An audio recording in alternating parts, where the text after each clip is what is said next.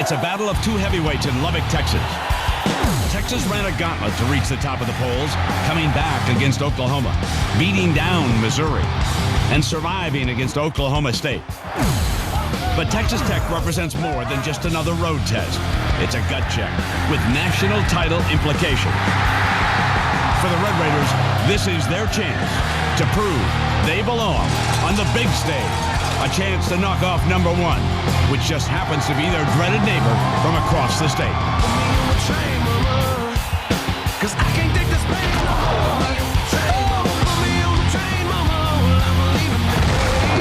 A battle of unbeatens with everything on the line in prime time. Texas Tech on Saturday Night Football.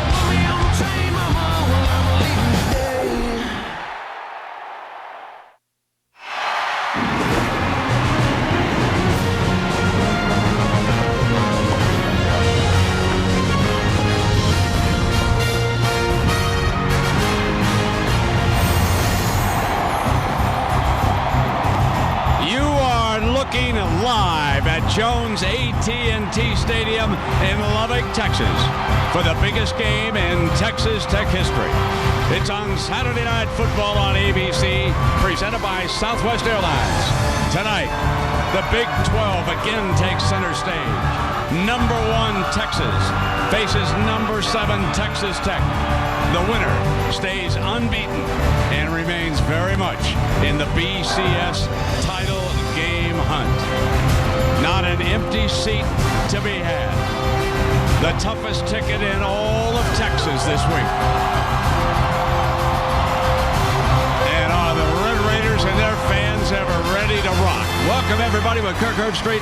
I'm Brent Musburger. So many storylines. Let's get to number one. Two unbelievably talented quarterbacks. Brent, you've been covering this game a lot longer than I have, but I don't know if I've ever seen two hotter quarterbacks ever playing in college football the way Graham Harrell of Texas Tech and what, of course, Colt McCoy has done at Texas in their first part of this season.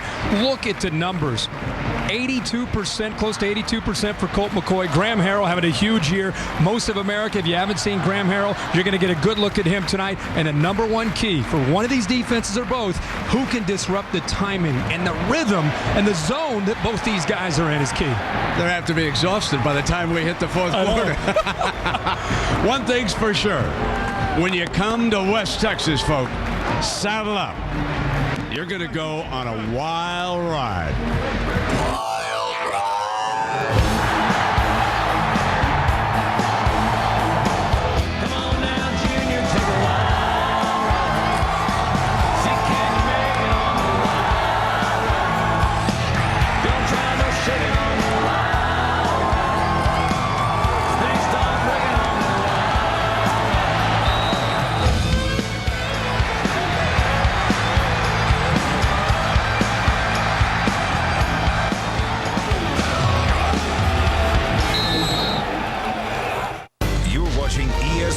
On ABC. Welcome to the Nissan pregame show. Nissan, proud sponsor of the Heisman Trophy. And now, John Saunders.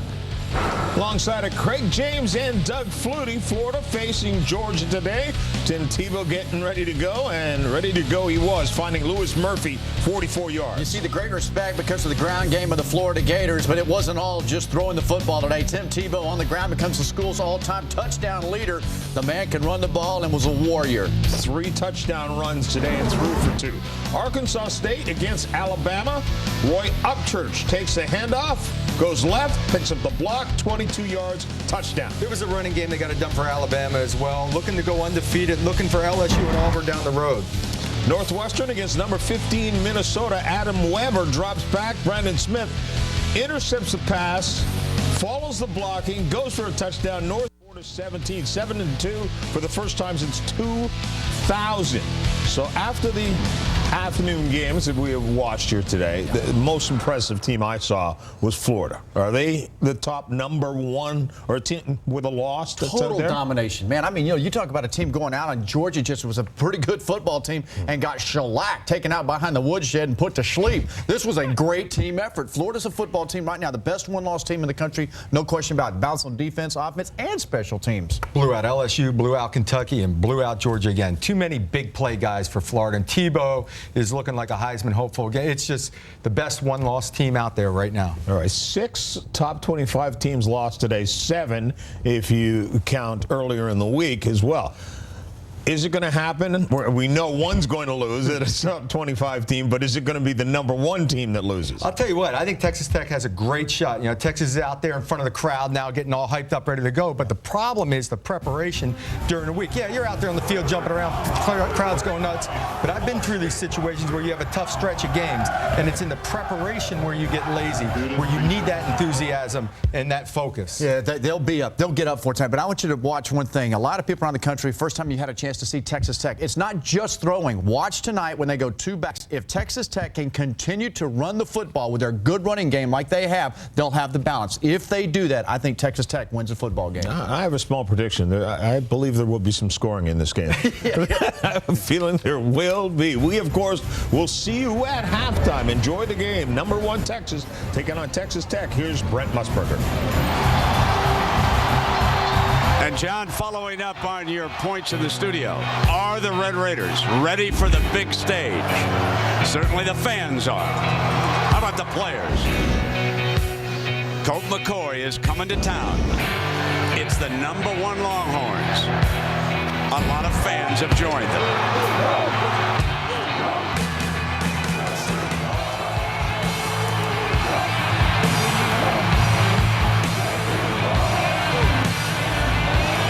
Midnight Matador. Amy Hartzog leads the Red Raiders out.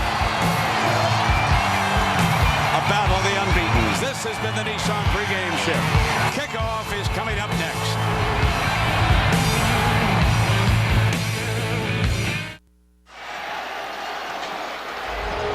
This ESPN telecast is available in high definition on ABC HD. Let's take a high-definition look at the state of Texas.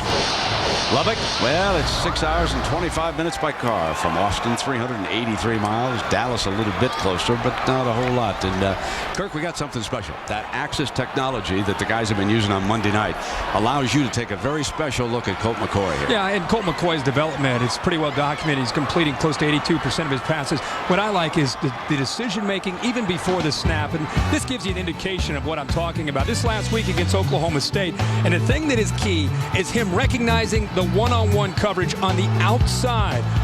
And he makes a pre-snap read. He makes a check because of the blitz. He sees that he has one-on-one. Now, what's interesting is he's going to give a little bit of a pump fake to the screen, to the outside, to draw that defender in, and then he gets the one-on-one matchup with his best receiver, Jordan Shipley. Now, here it is. Watch a little pump fake, gets the defender up, and look at all the room to work with for Colt McCoy with Jordan Shipley against the safety. Great recognition by Colt and outstanding execution as we've seen all year from number 12. Colt will have to stay on that sideline for a time because the coin flip was won by the Red Raiders, and you know what Mike Leach does. I'll win it, and he takes the ball. So Mac Brown and the Longhorns will go on defense, and Mac quickly counting to make sure he's got 11 men ready to go.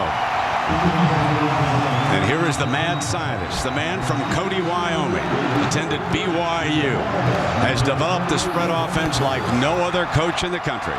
Settle in, folks. We could be headed for the 70s, the 80s. Who knows here tonight? Justin Tucker, wearing number 6 tonight for the Longhorns, has put the ball on the tee. LaRon Moore and Jamar Wall are back deep for the Raiders.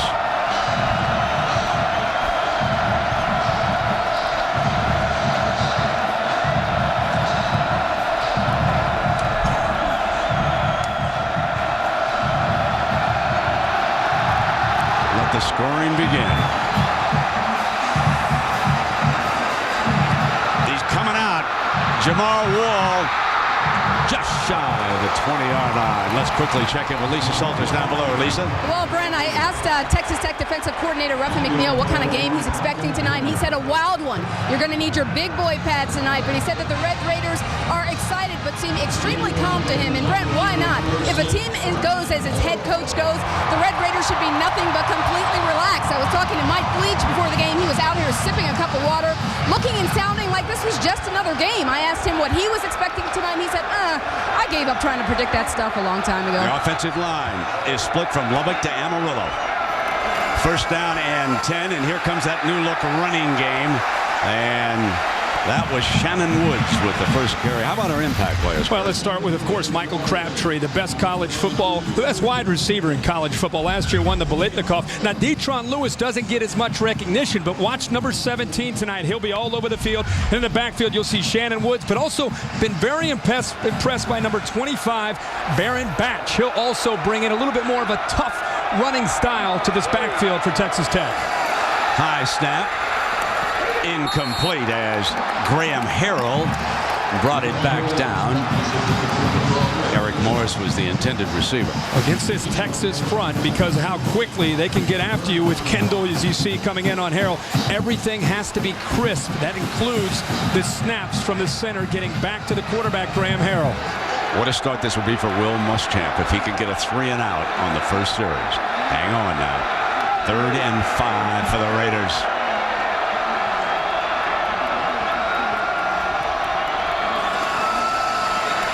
Offensive line keeps it clean. Can't find an open receiver. Now chucks it. First down. And there's the main man, number 5, Michael Crabtree. And he comes up hobbling. Crabtree is coming to the sideline. Oh, keep a close eye on Michael Crabtree right here.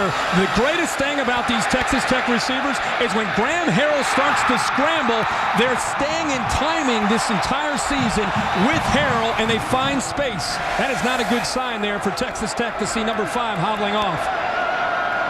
Baron Batch circles out as a running back as an extra receiver. Wide open down the middle to the 41-yard line, and he connects with Tremaine Swindle.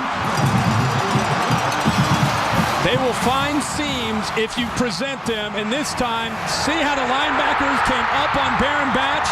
It opened up a nice void in the back end of that zone, and again, the experience of Graham Harrell recognizing and putting the ball right where he has to Tremaine Swindle. Working on Crabtree's left leg, lower part of that leg. First down and 10, and they come back with the running play with Woods, his second carry. This is one thing, Kurt, that Coach Leach has added to the offense. They are running the ball. Mac Brown telling us, look, they're running the ball a lot better than they have. I think it's the best running game that he's had since he's been in Lubbock. And I asked him, and we talked to him this week, and we said, well, why this year? Why are you running the ball more? He said, well, we've got 2 great backs and a big, strong, physical offensive line. They average 139 yards this year on the ground, which is the best he's ever had.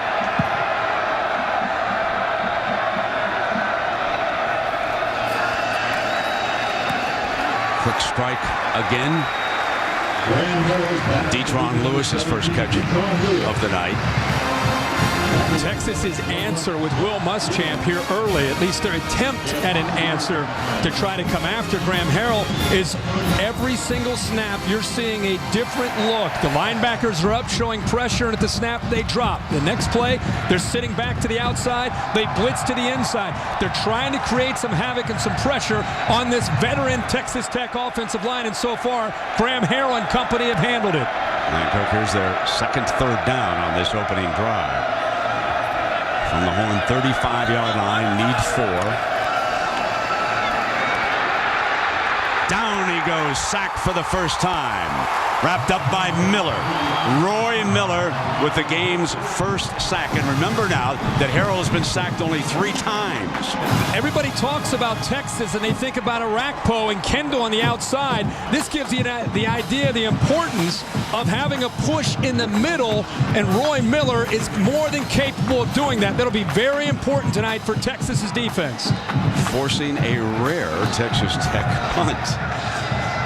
LaCour with Juan Cosby back deep for the Horns. So the Red Raiders failed to score on their first possession. And now they down a punt, and Colt McCoy will have to go the distance. 99 yards awaits the man everyone believes is the front runner right now for the Heisman Trophy.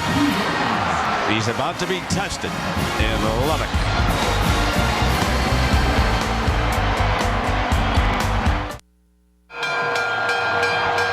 All fired up. Noisiest part of the stadium. Colt McCoy must operate in the shadow of his own goal after that fine punt. A power I formation, conservative in the end zone, safety. A safety on the first handoff of the game. Colby Whitlock, the nose man, is in on Chris Obanaya, and it's 2-0 Red Raiders.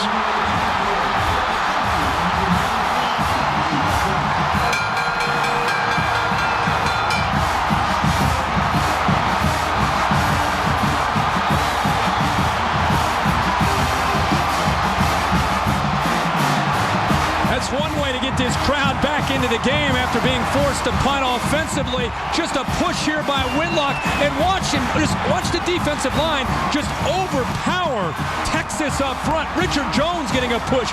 Whitlock, Obanaya didn't have a chance. By the time he had the football, all he could see are black jerseys right in his face. These guys have been hearing for over a year that they can't play any defense. They've been waiting all year for something like this. Of course, the Horns will kick it away from the 20-yard line. And then the Red Raiders will have the ball after the safety. Guns were up after that safety in this stadium. Plays like that not only give you the points, but change the momentum in a big way. It's almost like a block punt or a block field goal. John Gold will punt it away. Colt McCoy is on the headset talking to Greg Davis up in the booth.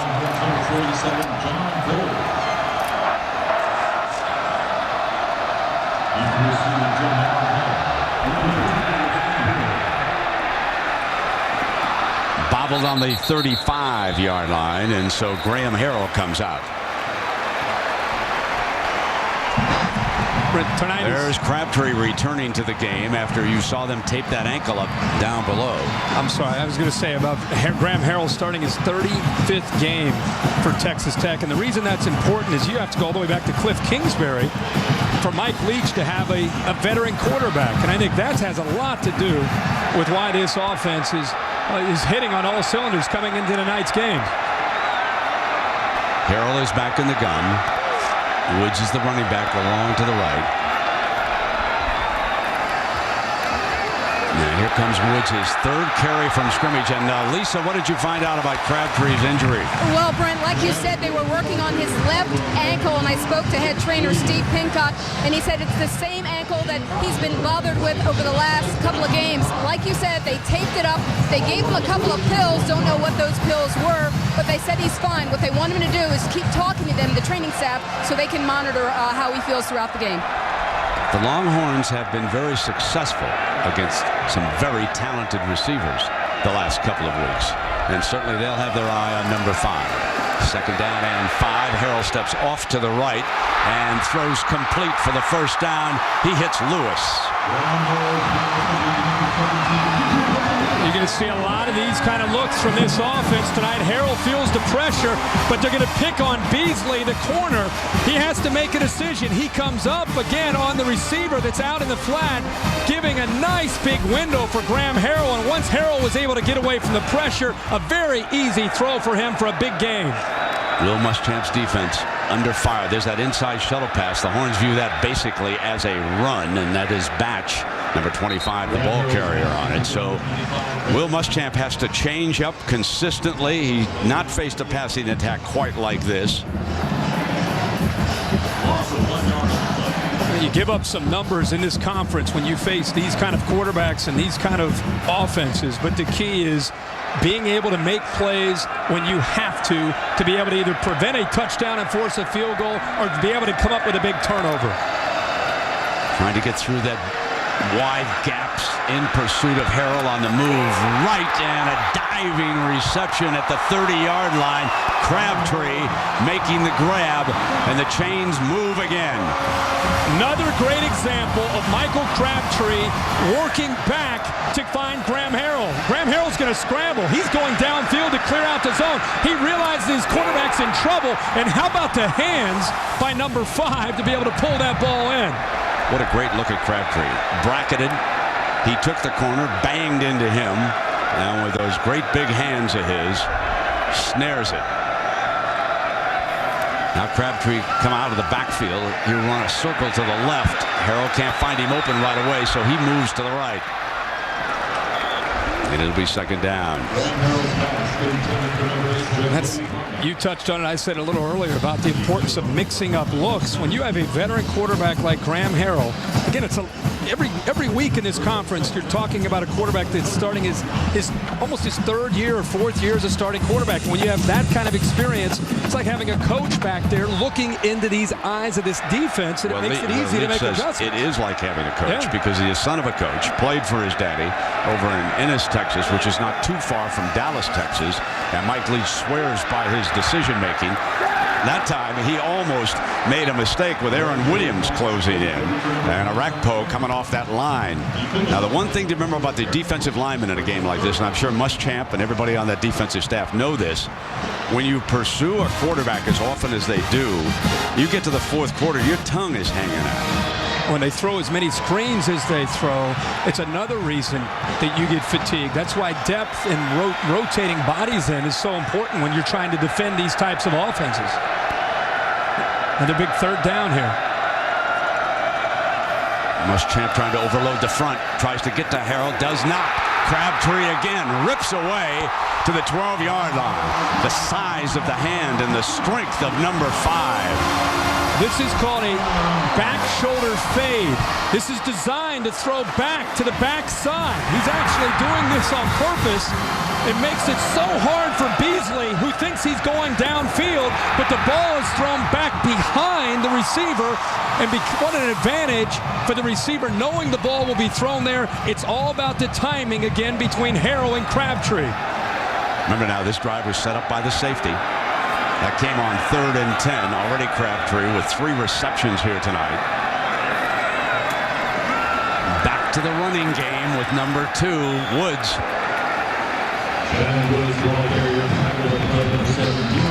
Beasley, he can have a busy night if they're going to keep coming at him over there, okay? He could say, Coach, I need a little more help over here. They're throwing at me. They're running at me. This drive is, boy, just a great example of Texas Tech and how they can attack you in different ways. We'll see if they're able to finish off this drive. That's the key tonight. Can these offenses score when they get into the red zone and not have to settle for field goals? Steps away from the pressure. Still waiting. Incomplete, and he had a touchdown, and Britton, who had a big game last year in Austin, couldn't hang on. Graham Harrell showing that Colt McCoy is not the only quarterback who's somewhat nifty in the pocket, gets away from Acho, and then Lewis dives. Now he's got all kinds of time, throwing way back all the way into the middle of the field, which is a no-no, but he's got his man there, and Britton just unable to hold on to it. Batch checks into the backfield. Now we've got 3rd and 10. You know the Horns will be looking for number 5.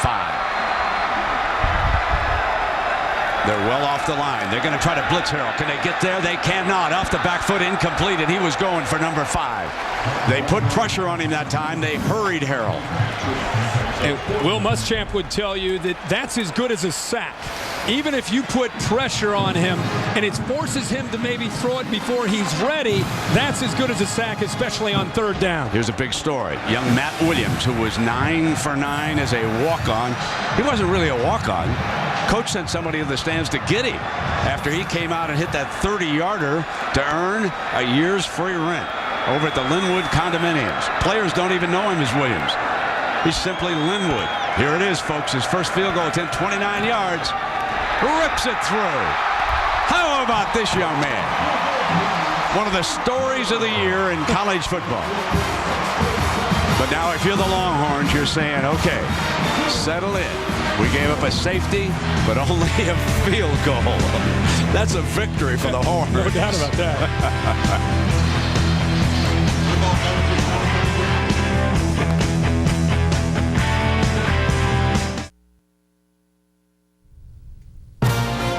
Saturday Night Football on ABC. Brought to you by Southwest Airlines. Low fares, no hidden fees. Verizon Wireless. And the all-new 2009 H3T pickup. The most versatile Hummer ever.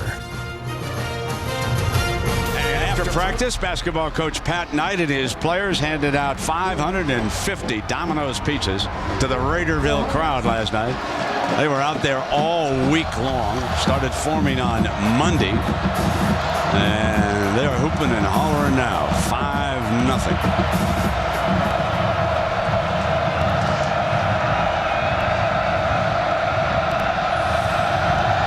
Donnie Corona. He'll kick it off. Fielded at the 12 by Cosby. Cosby looks gap, and he's out to the 32. Let's go to Matt Weiner for our first update on this Saturday night. Matt, how you doing?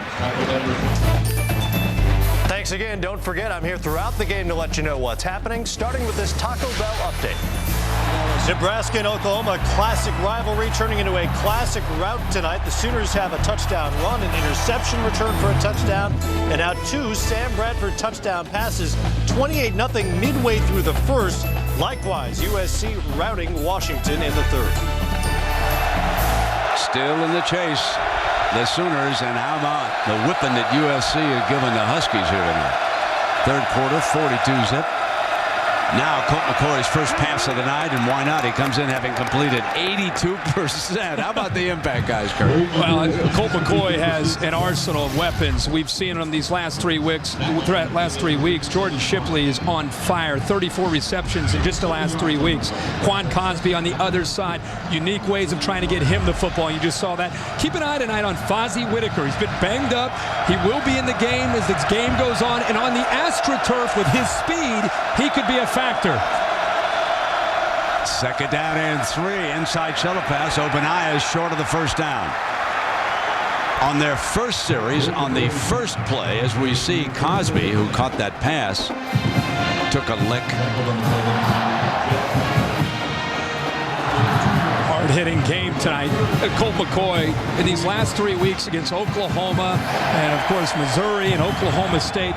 How many times have we seen Texas answer when they've been challenged? We'll see if they can do it again on the road.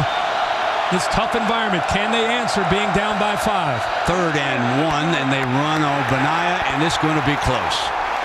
Tried to stick his helmet across that yellow line, which indicates first down, but they're not getting the spot there.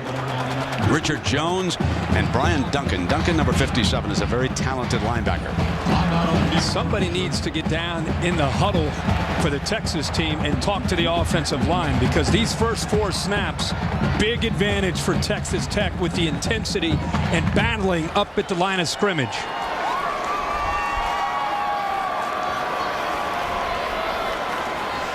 And that win a year ago in Austin, 59-43. Colt McCoy rushed for 51 yards. As we take a look at this, inches away.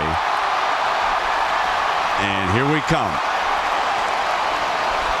Now, Mac Brown told us this week, of all the teams that he plays in the Big 12 against Texas Tech, because possessions are so key, he will take more calculated risks against Mike Leach. Go against the norm because of the importance of holding on to the football and scoring points. Now here's the first one, and it's big.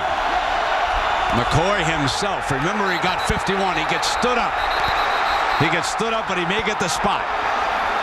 They may indeed get the spot.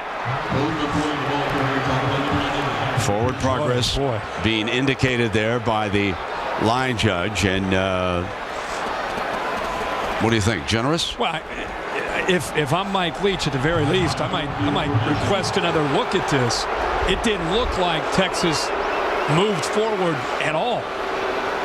It looks like maybe he picks up about 1.5 feet there, maybe to get the first down. But again, Texas Tech means business up front tonight. I thought there was an early surge, Kirk, in which McCoy moved toward that first down, and then he gets thrown back. Let us take a second look. Right there. Now he gets pushed back. Yeah, I mean, there's a great look at it right there. It's close, obviously. I don't know if it's going to be able to be changed just based on the spot, but at the end of the day, my point is Texas Tech up front right now is attacking Texas's offensive line. Play fake. Incomplete. Should have been handled by Greg Smith, even though it was a touch high. Most teams during this Colt McCoy streak of completing so many passes have decided to attack and have blitzed him quite a bit. Now, Texas Tech, their reputation is a bend but don't break defense. They would rather play zone, make you execute all the way down the field, and then get into the red zone and see if you can execute and put a touchdown on the board. Big Ruffin McNeil, Kirk, took over as the defensive coordinator after 9 games last year. And he's been trying to bring the heat here tonight. 2nd down and 10. Rushed only 3 that time, and not a fumble. They'll rule that incomplete. Didn't have it long enough. Buckner was the intended receiver.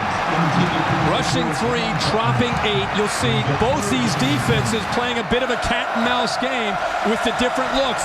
This is the area he bobbled it, never had control, never had possession of it. This is the area where Colt McCoy has attacked the most. Inside the area where the linebackers in it, boxed area with Shipley and his other receivers. That time Buckner unable to hold on to it. Loud, folks, real loud. 3rd and 10.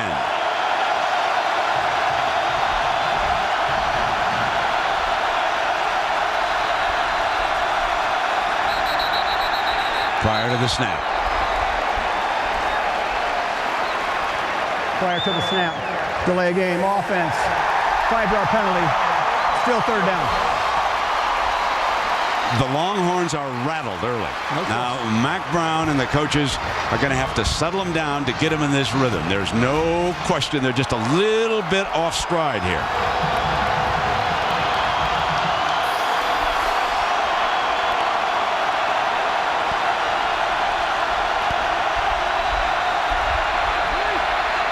Gonna go deep, got a man open, and Shipley can't hold on. Folks, they're not executing. For 3 straight weeks, they executed one play after another, and Colt McCoy took another lick.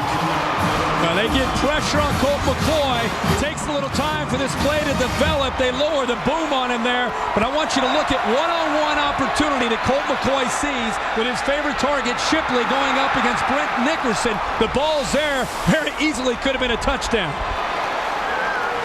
That was Daniel Howard who got in on the quarterback. Tucker. That running rugby punt. Trying to get it on the ground as quickly as they can, and it's fielded dangerously by Wall at the 5-yard line.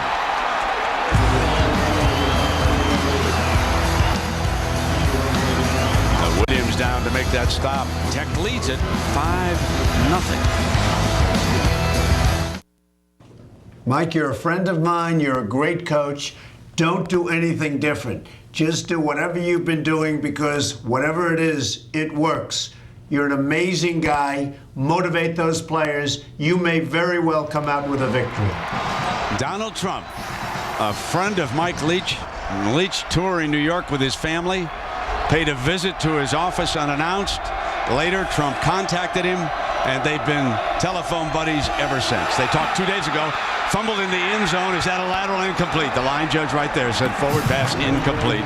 It'll be 2nd down. That punt, Kirk, was 60 yards, but that's a great story by Donald Trump. Yeah, you talk about the strange of a couple. That's the odd couple right there.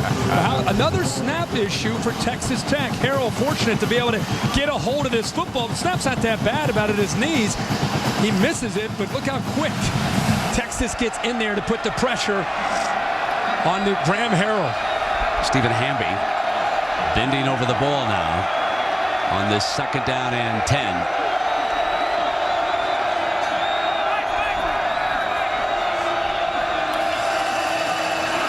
Back to the running play, and that's Roy Miller making the stop on Batch. These third downs have been interesting for Texas Tech so far tonight. Now they've hit 2 of 4. Will Muschamp continues to mix it up, showing different pressures, backing out, showing no pressure at all, and then bringing it. My guess is here, third down, with Texas Tech backed into their close to their own end zone. Probably going to bring some kind of pressure here to try to force Graham Harrell out of the pocket. Leach will throw going in and coming out.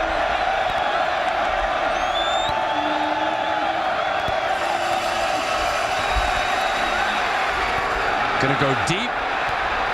Caught at midfield by Edward Britton. Remember, he dropped that one down on the goal line, but this time he comes up with a huge third down play against Curtis Brown. And Curtis Brown last week stepped in for Shockey Brown and did a great job against Des Bryant, but this gives you an idea of Texas Tech and how you get so caught up in Detron Lewis and Michael Crabtree, and then it's Britton, the speedster on the other side, that gets downfield and beats Curtis Brown for a big play. Harrell has already thrown for 133 yards against the Horns defense.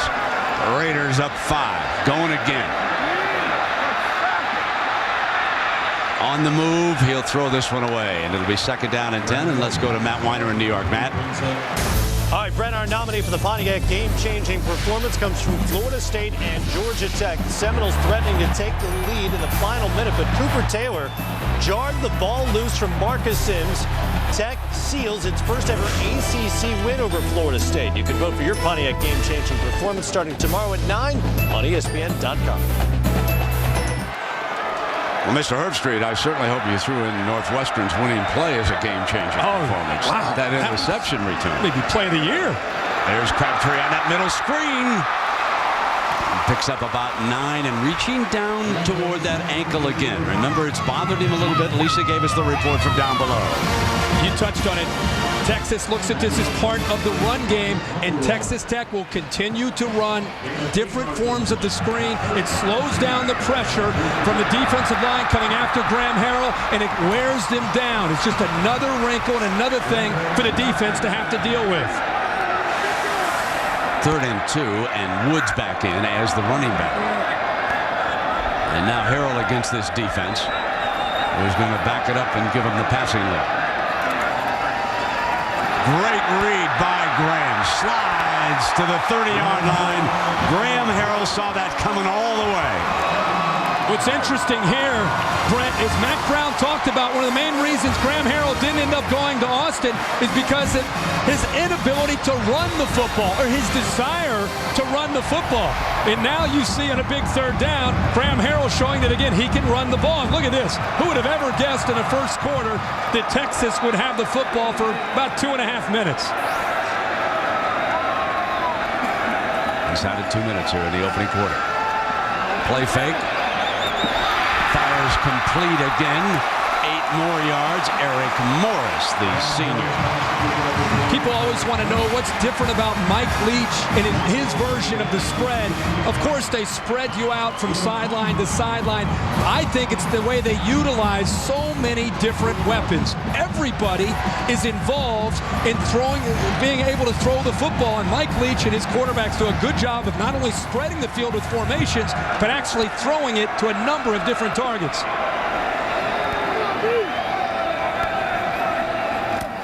Second and 1. Here comes Batch. First down plus to about the 15-yard line.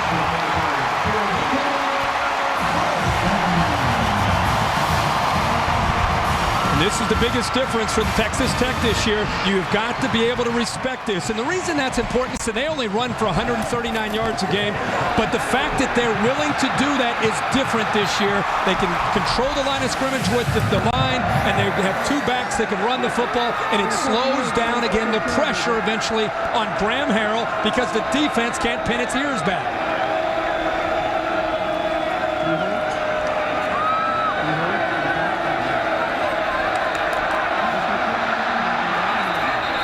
Got him on a delay here. Yeah, that cost him. Harrell saw it coming and tried to speed it up, but that late shift cost him time. Texas Tech. He got the timeout. This is the first of the half. Mike Leach Number must one. have gotten So it from somebody on the Give sideline. me a 30-second timeout. 30. Leach doesn't like burning one right there, but they did to save the 5. So we'll take a timeout here. A boxing coach who has saved countless kids from the streets. Sugar Ray Leonard, George Foreman, Oscar De La Hoya joined the Extreme team. An all-new Extreme Makeover Home Edition Sunday, 7 Central on ABC. Red Raiders going in. First down and 10. Time running out of the opening quarter. All day. Will they get the first down? There's a penalty flag. Comes flying. Morris was struggling to get it. That's you. Is it a face mask? That looked like Earl Thomas came in high as he was trying to come in to make a tackle. Personal foul. Face mask. Defense number 12. Half the distance to the goal. Automatic first down. In fact, it was Thomas, but a great job of sitting in the zone, finding the hole. Eric Morris. Once Thomas comes in, he grabs the side of the helmet very close to have face mask. They got him. Will Harrell show Mac Brown again. He's a runner. He's run for a few touchdowns in this offense.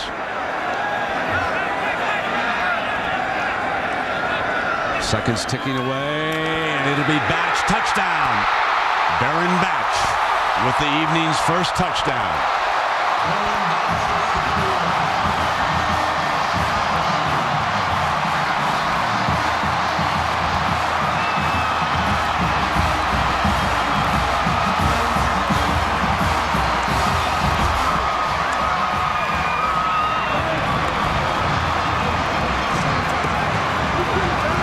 Story of this first quarter, in my opinion, is Texas Tech controlling the line of scrimmage on both sides of the football. Matt Williams has already hit a field goal. 10 for 10. What a find. One night in the stands. Now he's one of the most popular players at Texas Tech. We'll return after this message and words from our ABC stations.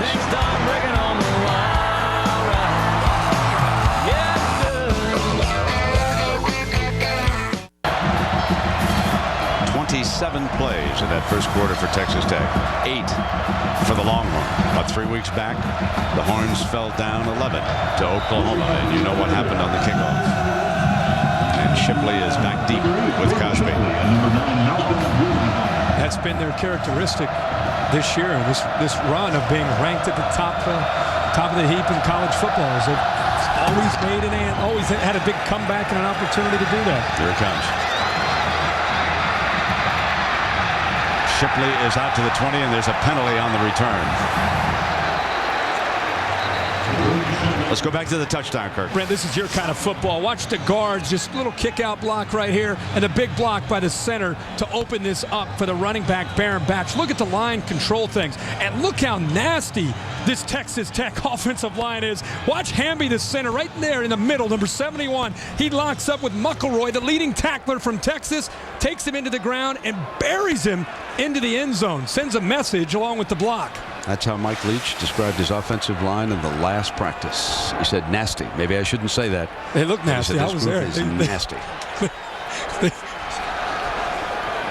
So our Big 12 officiating crew, our referee, Carl During Richards. the return, illegal block in the back by the return team, number 81. Half the distance to the goal, first down. The Longhorns are off stride here early. There is certainly no question. They just gave up a 10-play, 96-yard scoring play. They're down by 12. Colt McCoy and the staff searching for some answers.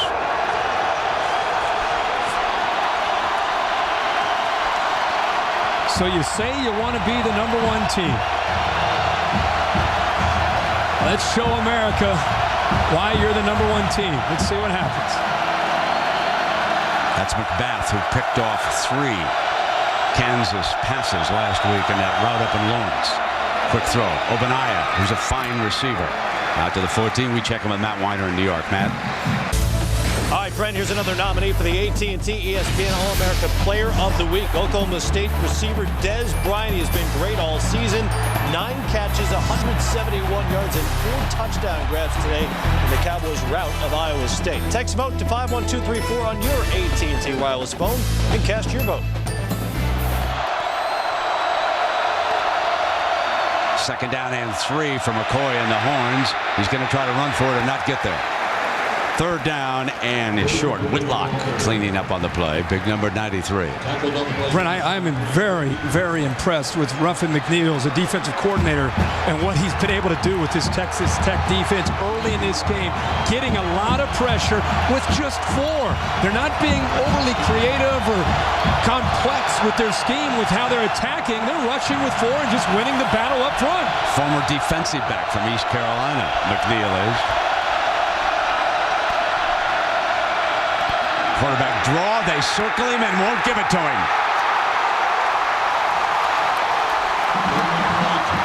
McNeil had him squeezed, and Brandon Cisse from Atlanta, Georgia, closed it down.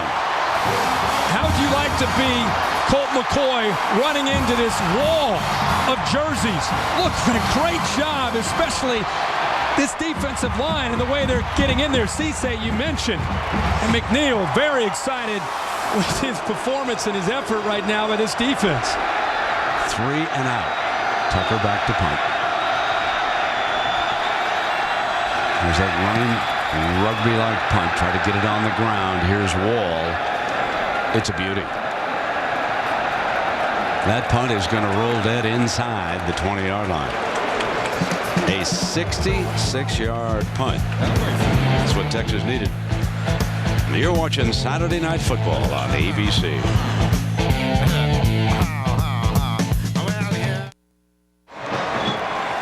Can't find a ticket, so you take to the trees. Just like the old days, the knothole gang in baseball.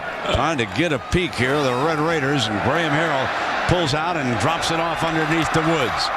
Woods, the running back's got 9 more before McElroy pulls him down. Now, Kurt, a look at the Pacific Life game summary. Pretty one-sided here. Well, this is shocking at this point through a quarter in a couple minutes. Graham Harrell having a great day, what you would expect, and the shocker is Colt McCoy. Not only that he's not having much production, he's sitting on the sidelines, not getting very many opportunities because of the way Graham Harrell is performing, and also just because Texas Tech keeps putting him to the sidelines. Second down and 1. And here comes Woods for the first down, breaking to daylight.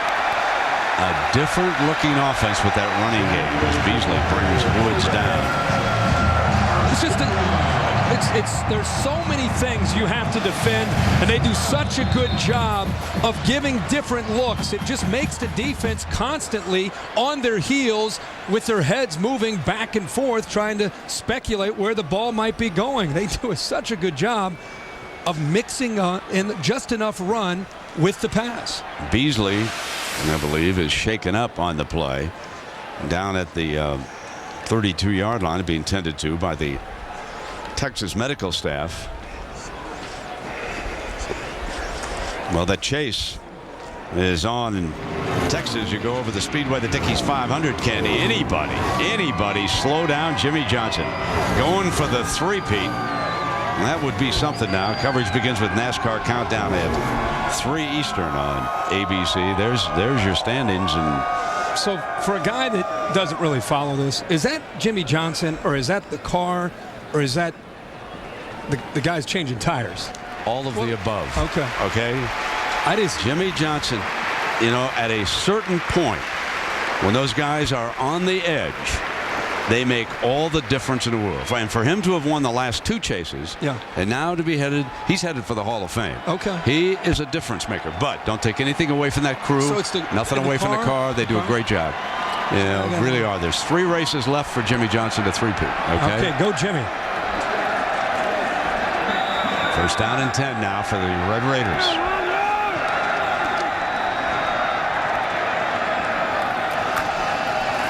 That inside handoff. breaking his batch, who scored the game's first touchdown, muscling his way to midfield, and they continue to pound away on the #1 team in the country. Here's great vision by Baron Batch. You're right, this offensive line, we've talked throughout this entire broadcast, they're controlling things, but it's just a vision, and then the cut back there by Batch, and it gives you an idea, once you make that first guy miss, there are such big seams because you're spread out so far in this defense. You break through that initial line of scrimmage, and you've got room to run. Reed, Vasquez, Hamby, Carter, and Wynn. That's your offensive line.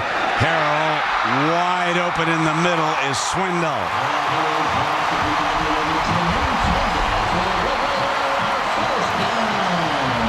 Put 3 receivers to the top. Great protection by the offensive line. Look at the linebackers. Gives you a great idea. McElroy's turning, looking to the left, looking to the right. By the time he realizes Swindle's going to come through his area, he's already by him in a huge spot right there again for Harrell to throw the football.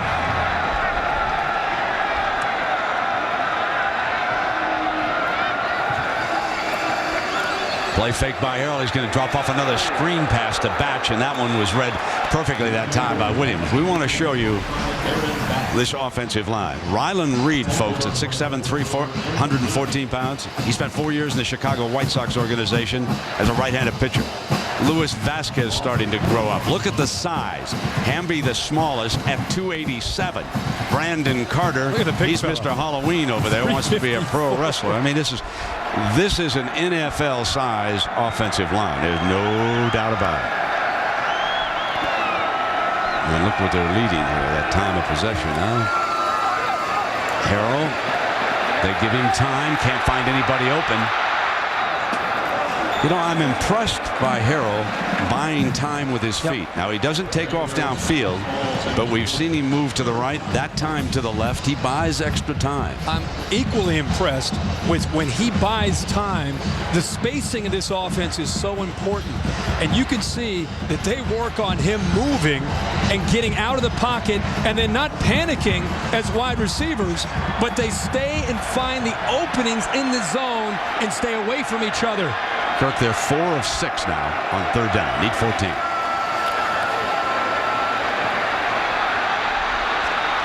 Drops back to midfield. Fires. Reaching for the first down and got it. Lyle Leong. Talk about a first down pitch. Going back near midfield before he finally unloaded, Kirk. And this, what are you going to do here? You rush 4, you drop 7, you can't get pressure on him. It's a wall as an offensive line. He's just dancing around, waiting until somebody breaks open. And again, you go back to the relationship between the wide receivers, this case Leong, and the quarterback, Graham Harrell. They always know how to work back to Graham Harrell. There it is. First down. That's tough to cover a guy for 10 seconds. Well, the mad scientist will dial up another one. Meanwhile, on the other side, when we talked to Muschamp, we said, are you at all concerned about this young secondary in deep against this passing attack? He snapped like this. They're sophomores. They've been around long enough now. But they are under assault here tonight.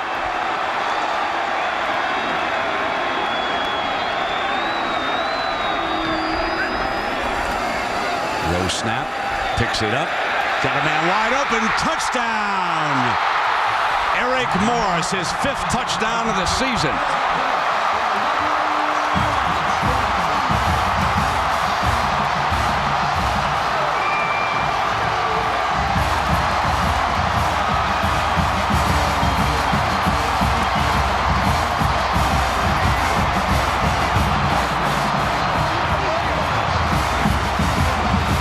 They call him Elf because he usually finds a space underneath the zone and makes plays a la Wes Welker, who used to do it here for Texas Tech. This time gets behind coverage and makes a big play.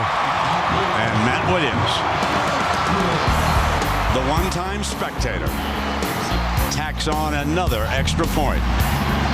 Red Raiders.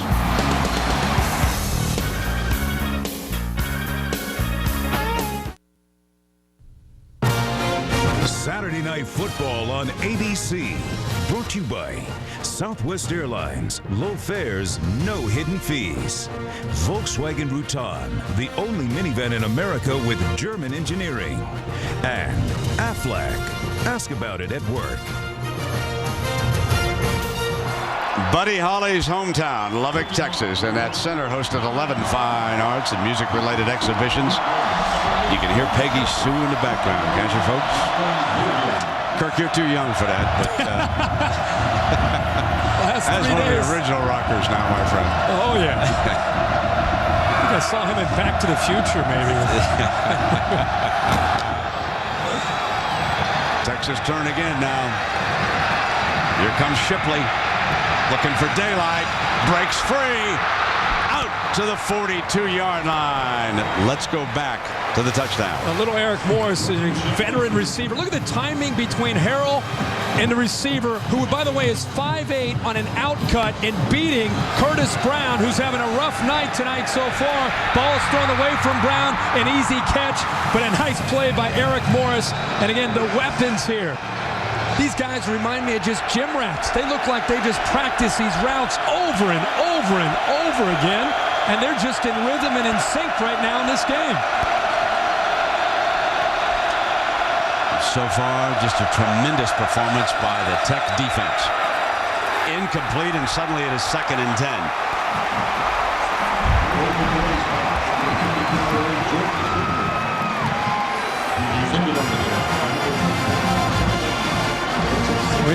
We have not seen Colt McCoy and his Texas offense struggle like this all year.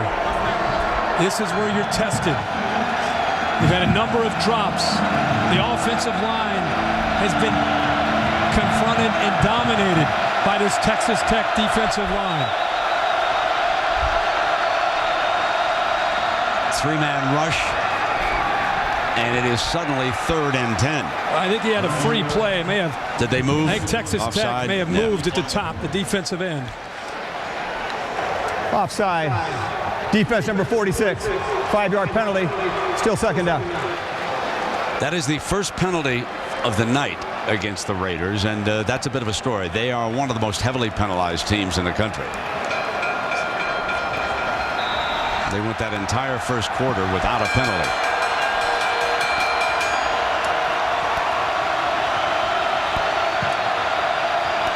Second and 5.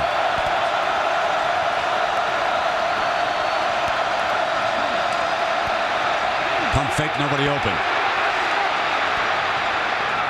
Forced to take it out of bounds, short of midfield. Mac Brown, I'm sure, reminding his team the last time they came to Lubbock. Remember, they were down 21-0. Fought their way back into the game and eventually won 35-31. If I'm Mac Brown, I'm reminding his team, hey, we're a veteran team, long way to go, keep your poise.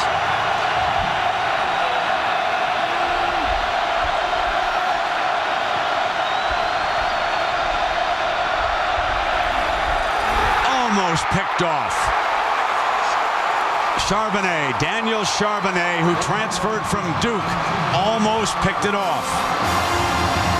This defense is incredibly well prepared, and what they've seen from Colt McCoy and the success that they have had in these last few weeks, sitting on routes, knowing what's coming before it even comes. We've seen Colt McCoy in these last 2 or 3 weeks make every single throw. He's making the same throws. The difference is Texas Tech is all over his receivers. This is the 2nd consecutive 3 and out for the Horns. This will mark 3 straight punts after yielding a safety on the first play from scrimmage.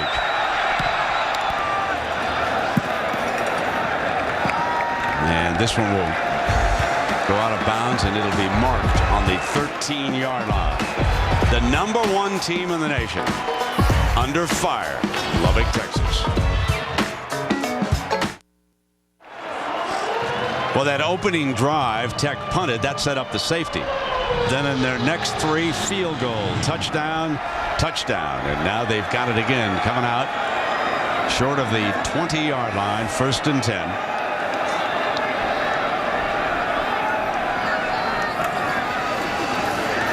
Flanker screen with Crabtree. Another 1st and 10. Put it down. There's a fumble. Horns are signaling that they've got it. Mac Brown's right in the middle. Williams came away with it. Aaron Williams. Wow. Big play. Saying Texas is football. Another big play for Texas Tech, Brent. Crabtree makes his catch. He gets downfield, and then he gets hit. The ball is away from his body. The ball is out. And it lands right on top of a Texas defender. Kendall, watch Kendall, yep. The linebacker, number 2, move in on the ball. Watch him rip it. And then I think it lands right, it bounces right into his stomach. Then Williams jumps over there. Aaron Williams jumps on the ball and recovers it.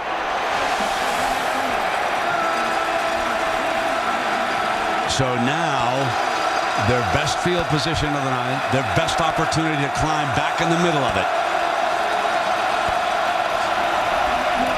Obaniah will run on 1st and 10. Crabtree being consoled by one of the coaches on the sideline over there. Could be the big play that Texas needs to spark this team. The thing that I want to talk about Texas has to do is run the football. This is the first time this year we have seen a lack of a running game from Texas hurt them in a football game. Texas Tech has 2 safeties that are deep. Look at them right here. When you have 2 safeties that are deep, you've got to run the football. And Obaniah does just that. Runs it for a 1st and 10. McBath comes up from one of the safety spots to make the tackle. If I'm Mac Brown and I'm Greg Davis, the offensive coordinator, I'm talking to that offensive line and saying, guys, enough is enough. We've got to control the line of scrimmage. If they're going to play with 2 safeties back, we can't throw the football downfield. We have to run the ball, which means you've got to win your blocks up front. Safeties are well off that line of scrimmage again, and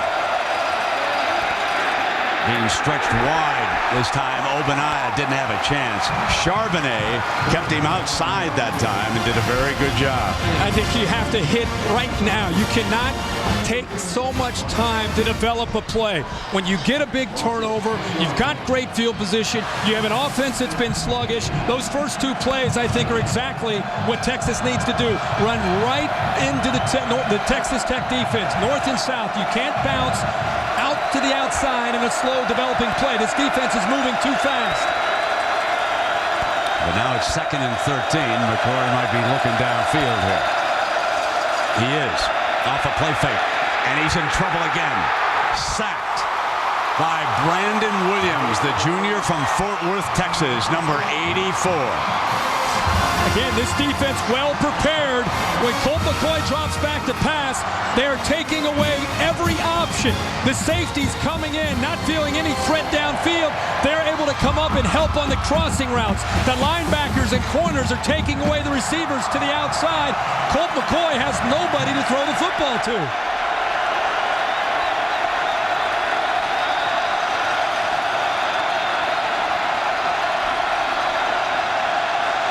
Third and 16.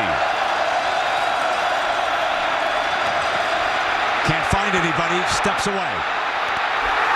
Thrown down at the 28-yard line by Williams again. What an impressive effort by this Texas Tech defense. This is where Colt McCoy has been making plays in these last 3 weeks against very good defenses.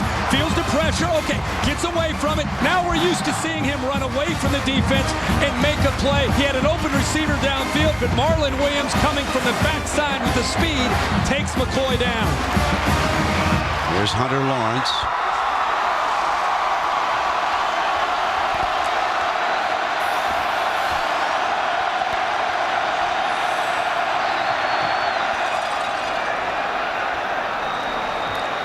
And the Horns are on the scoreboard. 5:27 to go here in the first half. They trail it 19-3.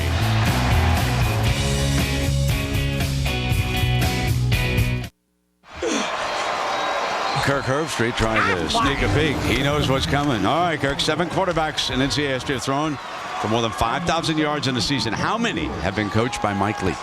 There are 7. How many of them has the mad scientist coached. Get your hands away from that text messaging machine. I'm going to cancel your AT&T call. Oh, man. Ball on the tee. 19-3.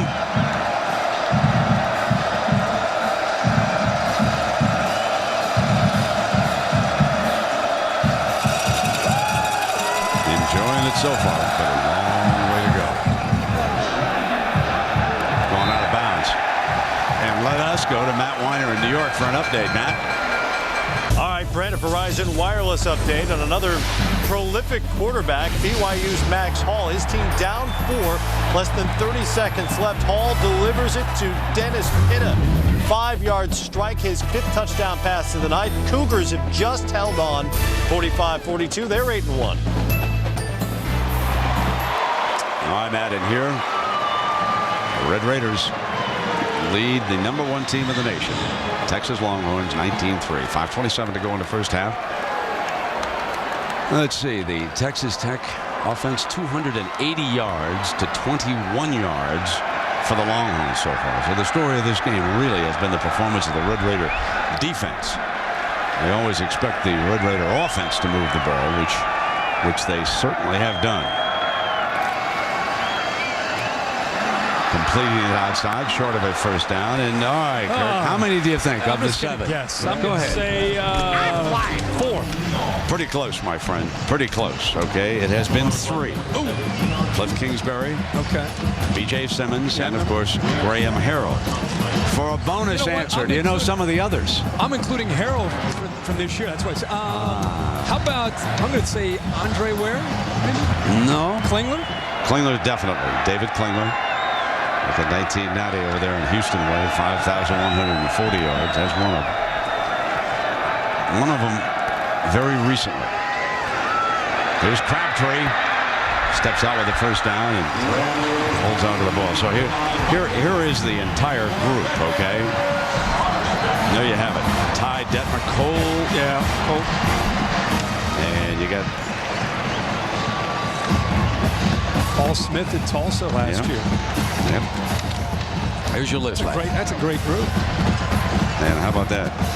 And that's Leach has coached 3 of them. That's why Mike Leach continues to recruit quarterbacks who love to throw. And you hear time to time a few rumors about Washington. That job now open. What would he be like in the Pac-10? Grew up in Cody, went to school at BYU, and here's his running attack with Woods down to the 32-yard line.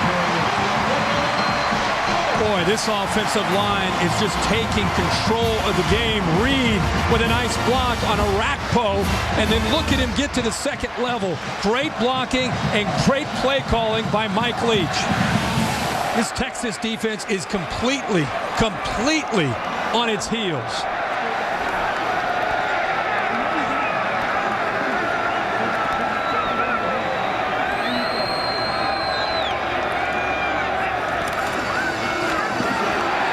Again with Woods for another first down and into the red zone. And this is the aspect. This is different. This is very different. If you're not familiar with Mike Leach and you're watching him for the first time, you're seeing this balance. You're seeing this running game. They haven't had this in the past. They're running the football right now and controlling things up front. And now they'll go back to the bread and butter and be able to throw the ball. They're going to close in on 100 yards rushing maybe before this half's up. Yeah, they only need 30 yards to do that. They could have 100-yard rushing here in the first half. Batch, who scored the touchdown, breaks the tackle by Kendall. Gets back for a yard. Let's check in down below with Lisa. Well, Brent, you know how Kirk is always talking about body language. The Texas offense is over here sitting on the bench looking absolutely shell-shocked. Earlier in the quarter, Colt McCoy was going up and down to the offense, trying to rally his troops, telling them, look, they're not doing anything special, nothing we haven't seen before. We just got to play our game. So far, though, Texas hasn't responded. Brent? They'll be reminded not only of the comeback that Kirk told you about, but what happened last year in Austin. They came from behind and overpowered the Red Raiders in the fourth quarter. Carroll Complete to Crabtree again.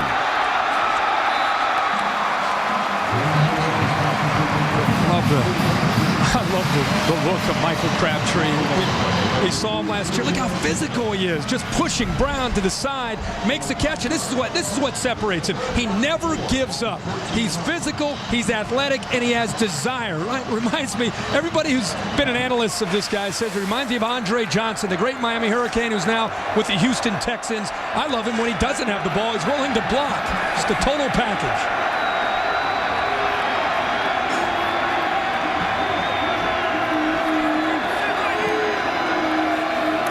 On third down, here comes pressure. And they almost got one. And wrestling it away from Aaron Williams was Eric Morris. Talking about a good-looking prospect. Aaron Williams, number 4 for Texas. This time, sitting on a route himself, not allowing Eric Morris to be able to make this play. They will not go for the field goal here. Mike Leach has dialed up a 4th and 4. First down marker right at that 10-yard line.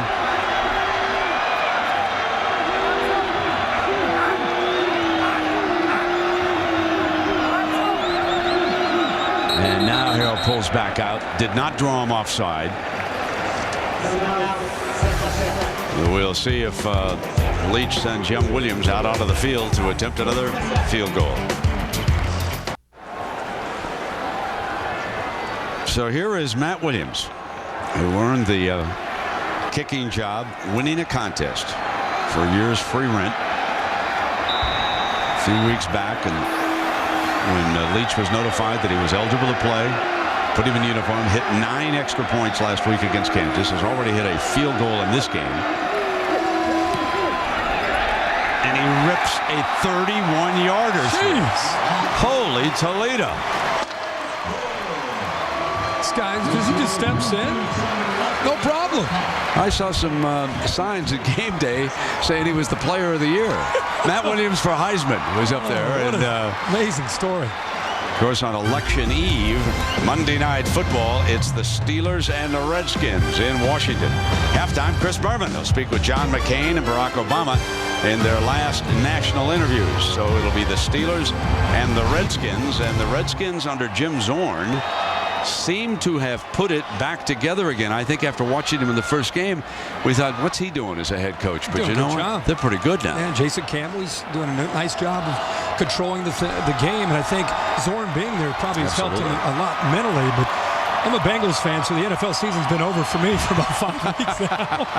They won't go 0-16. Oh, I hope so. Won't go 0-16. It's always the draft, right? I've been saying that for 20 years. Well, they can trade Ocho Cinco or whatever he calls himself and take this Crabtree. Get him in there, okay? Look at this. Look at this.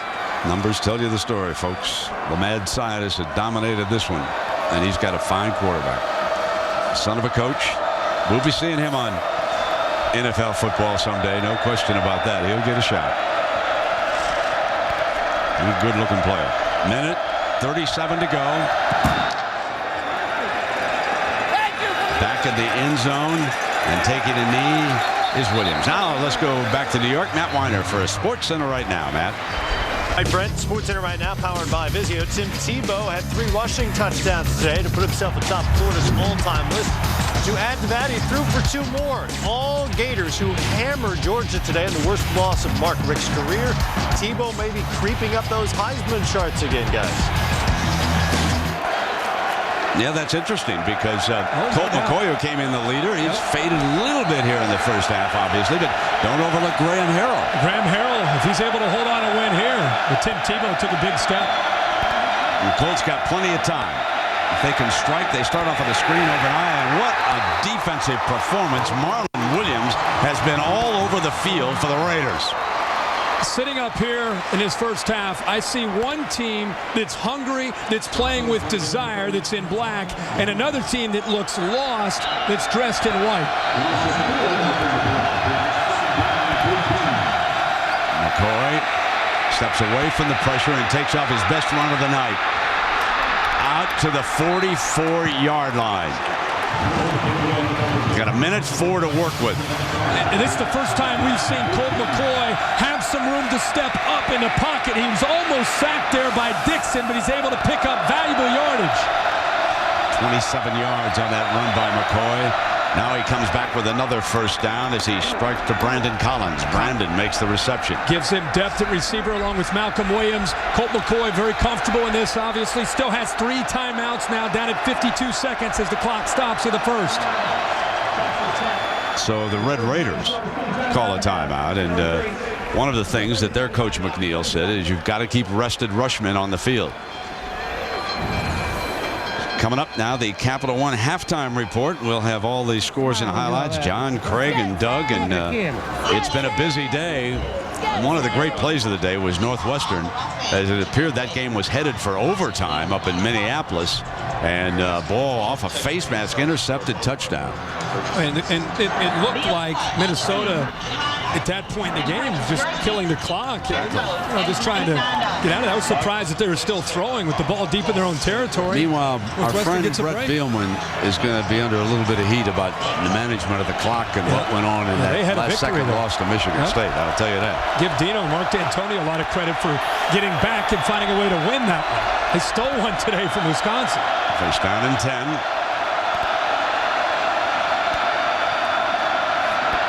McCoy's got time, and it's dropped again. This time it's Cosby. No, check that. That was Collins. Check that. That was Brandon Collins who put that one down. I think Texas, that's about their 4th drop here in the first half. This receiving group, usually very reliable. Ball is perfectly thrown. Collins looking where he wanted to go before he caught the football. 46 seconds for Colt and the Horns. Steps away from the pressure, dumps it in underneath to Shipley, and Shipley's got first and 10 out of bounds at the 30-yard line. That was McBath. That's his first of the night. It looked like Shipley had a touchdown earlier in the game and let it get away from him. Yeah, there was a flag down. Personal foul. Offense, number 74. Oh, my goodness. Hands to the face. 15-yard penalty. That's the left second down. Ulatowski. And he's got one of the better pass rushers going up against him on this defense. McKenna Dixon off to the far left. Gets his hands up right in the face mask. Locks onto it. And a huge gain. Now Texas steps way back. Yeah, it's a good call, an obvious call. But Shipley puts them at least in field goal range. Now they're back to their own 39-yard line. Still 3 timeouts left. Texas without 75 yards of offense in the first half in this game. Incomplete. Intended. And Brian Duncan. And that was Shipley going for another one. Here's another example of this defense taking away the inside route. How many times have we seen Texas throw the ball in that area where linebackers and safeties have a tough time not allowing the receivers to get to the middle of the field? These guys, they are sitting on those routes. That time they just knocked it. Duncan just knocked it away. Horns call a timeout with 35. And Kirk, you know, maybe the folks were right when they said Texas Tech has got a better defense this year. Certainly what we've seen here in the first half. People that aren't familiar with Texas Tech, you got to understand, this is a team that's been averaging 8 wins under Mike Leach since he's been here. Back in August, with the veteran leadership that they had returning, with a 3-year starting quarterback, a better defense, a better running game, they felt in August this was their year to get by Texas, to get by Oklahoma, to go to the Big 12 championship. So it's not a shock to their fan base. They expected this kind of run. But what they've done in this first half, I'll tell you, for me, I'm shocked to see them at this point up 22-3, possibly as we get ready here for halftime.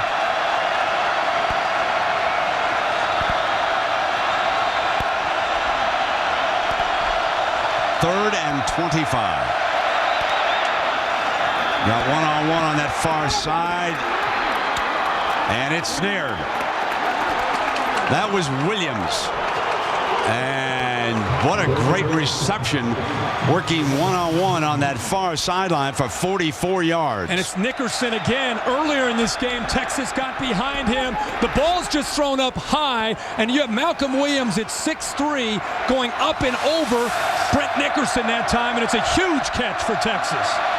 Three-man rush, and they sack. Got to use a timeout here. With a three-man rush.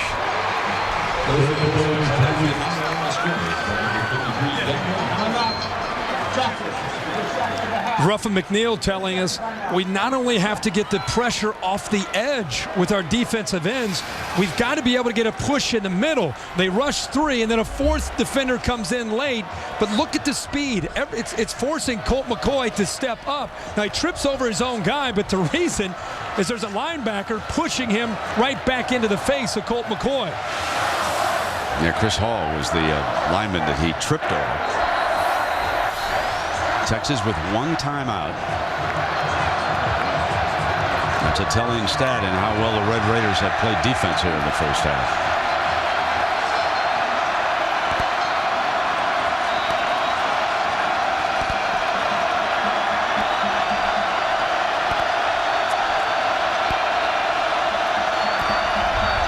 Moving the pocket to the right. Fires back middle, incomplete.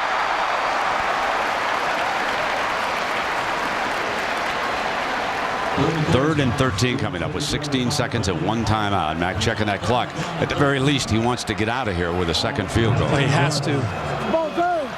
Boy, it makes it so easy for a defense when you can consistently get after the quarterback by rushing three and sometimes four, and you create havoc for Colt McCoy. Boy, it makes it easy to be able to cover with 7 or 8 defenders against the receivers. McCoy not hitting even 50%. That inside shuttle pass, Obaniah. He'll step out of bounds, but he's across the 10-yard line. He didn't get out of bounds. He did not get out of bounds. They're going to have timeout. to use this last timeout to get the field goal team out. I don't think he got the first down. Well, he's a yard short, and he didn't get out of bounds. Mac Brown had to call that timeout from the sidelines. It was clearly out of bounds.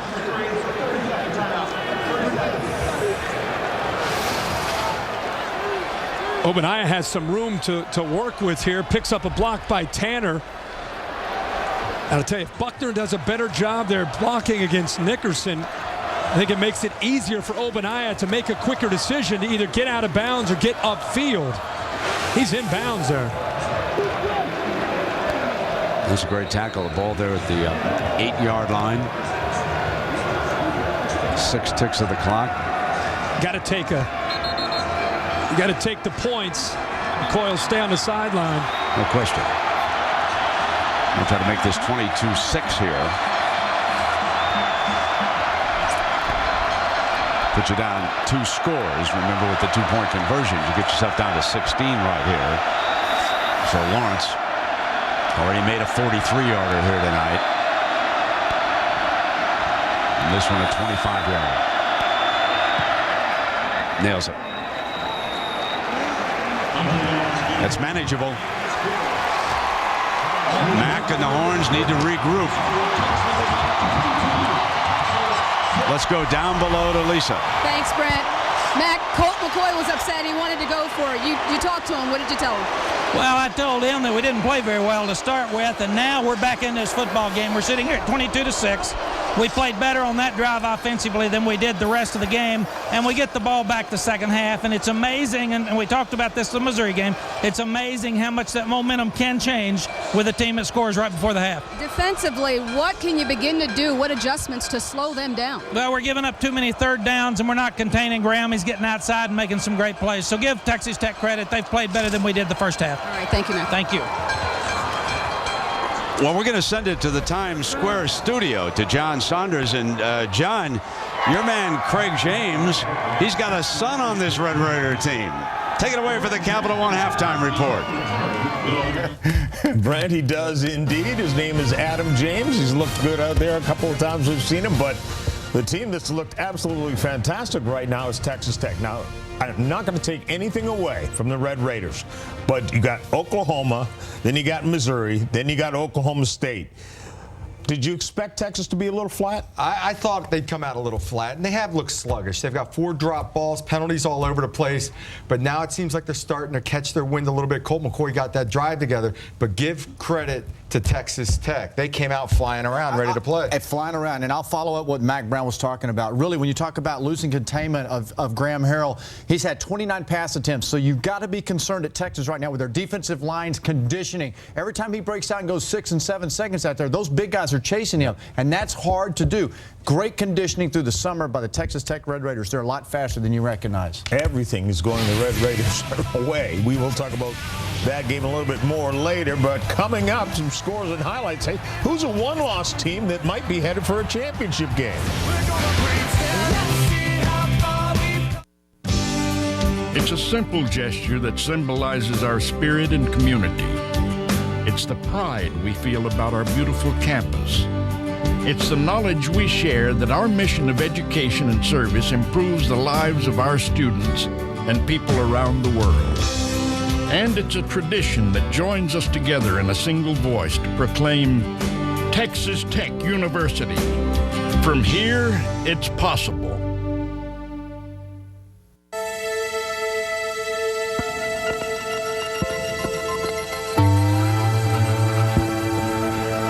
There are many things to discover at the University of Texas at Austin. Art, science, curious thinkers, open minds, and quite possibly yourself. What starts here changes the world. On the eve of this year's election, 2 of the NFL's elite battle in the nation's capital. So cast your vote to watch Big Ben and the 5-2 Steelers take on Clinton Portis and the 6-2 Redskins. Plus, don't miss a Monday Night Football halftime exclusive. Chris Berman speaks with John McCain and Barack Obama in one of their last national interviews before the election. Obama, McCain, Boomer.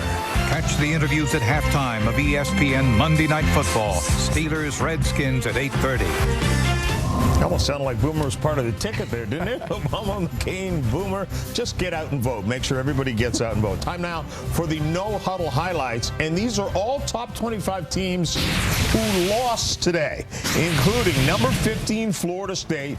Destiny in their own hand, headed to the ACC Championship game, facing Georgia Tech. Devontae Richardson throws that deep to Preston Parker, falls in with a touchdown. Yeah, you see that at 31-20 in the fourth quarter. So Florida State trying to get creative, then trying to come on at the end of the game. The fumble into the end zone.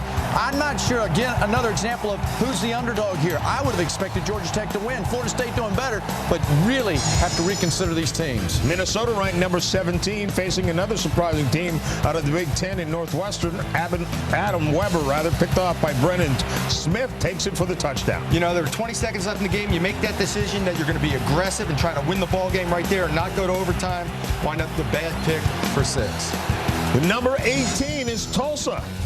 Trying to be a BCS buster, but facing Arkansas. Dennis Johnson takes a kickoff, gets the blocks, 96 yards. They did a good job, and I will say that. Tulsa's a good football team, but Arkansas, an average team at best, held Tulsa's vaunted offense to less than half of what their normal production was. Number 24, Oregon, facing Cal.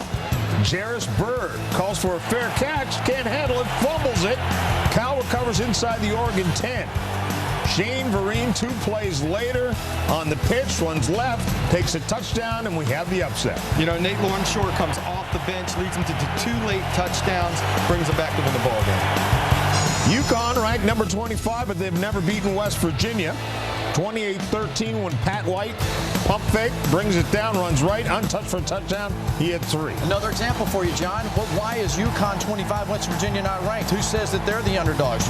West Virginia still has Pat White at the end of the day. It's our No Huddle highlights. Let's look ahead to the second half. If you're Mac Brown right now and you're in the locker room, you're probably in some ways feeling not too bad because you probably played as poorly as you can and you're not down by that much. I already see a cell shoes were on Mac Brown talking to Lisa. They're going at halftime. He knows he's in trouble because he can't stop Texas Tech on the ground, and that's the difference in this football team. I'm telling you, man, Mac Brown's got a real tough challenge coming up here in the second half because he's got to stop Tech's run, and when he does that, it opens up the passing game. So until Texas can do something with the Red Raiders offense, I don't think they have a chance in this game. Well, I think Texas offensively starting to find their feet a little bit. It looks like Colt's under control. The receivers starting to make some plays for him. They'll get back in this game. The problem is stopping the offense of Texas Tech. Boy, and that crowd in Lubbock is rock and roll right now. Everything went picture perfect for Texas Tech with the crowd getting out to the early start, the safety, the couple of touchdowns, the field goal kicker not missing anything. It's just been incredible, and it should be a great second half as well. Texas trying to remain as the #1 team in the nation. On the other side of this break, ABC News will join us with an election update. Night football on ABC, presented by Southwest Airlines. A shocker in West Texas. Graham Harrell and the Red Raiders lead the #1 team in the land, 22-6. And Kirk Herbstreit, there is nothing fluky about that score. No, there isn't. I mean, Texas Tech played with incredible hunger and desire in the first half. Texas almost looked to me as if, hey, listen, we're playing Texas Tech. There isn't any urgency from Texas. We're going to find out at halftime if Mac Brown and his staff got the point across. Guys, 30 minutes. We're down. Let's start to see some urgency. Let's start to see some people play in the line of scrimmage like you want to win this football game. Texas gets the ball to start the second half, and they have been a strong second half team. But tonight they look anything but the #1 team in the nation. Fielded at the 4-yard line and a gap to the 25-yard line, and that's where Colt McCoy is. We show you the Southwest Airlines playbook. First snap of the game, folks. First offensive play was a safety, and they just took it from there. I think it set the tone. Texas Tech controlled the line of scrimmage defensively. They've been chasing Colt McCoy around. Texas hasn't been able to run the ball consistently. And on the other side, Texas Tech has been able to run. They have been able to protect Graham Harrell. And even when they've gotten pressure on Harrell, he's found his receivers downfield. Complete domination in that first half by the Red Raiders.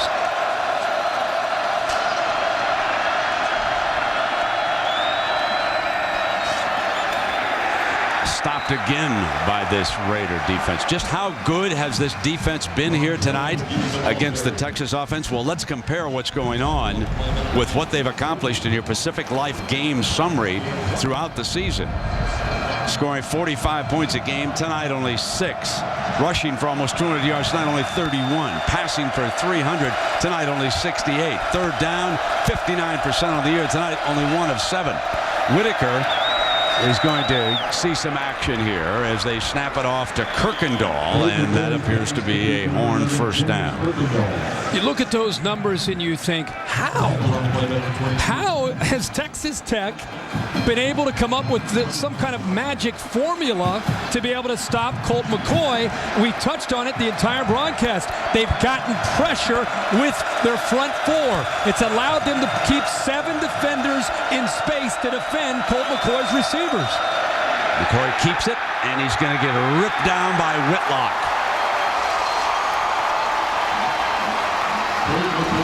When you dominate the line of scrimmage, you negate playmakers, and that's what they've been able to do. Whitlock this time gets penetration. McCoy comes off of the play fake to Whitaker. You're not supposed to see a defensive tackle when you come off of a play fake. You're trying to get to the outside. The last thing you're thinking about is Whitlock at 290 pounds getting by your offensive guard. 2nd and 12. They drop it in now to Shipley, trying to set him loose on the screen. Whitlock again making a stop. There is one story I want to update everybody on. Throughout the week in Austin, number 6 Quan Cosby wore a green jersey. That means when you work for Mac Brown and you're in green, that means you're injured. So all week long, he wore the green in Austin. And that hurts them here tonight if he's not at full strength. 3rd down and 7. Under pressure again, drops it off, incomplete. That was Dixon. And McCoy taking a licking here tonight at the hands of the Red Raiders. It's pretty good pass protection, but look at the receivers. However many receivers you can see, try to find an open receiver. There's nobody open.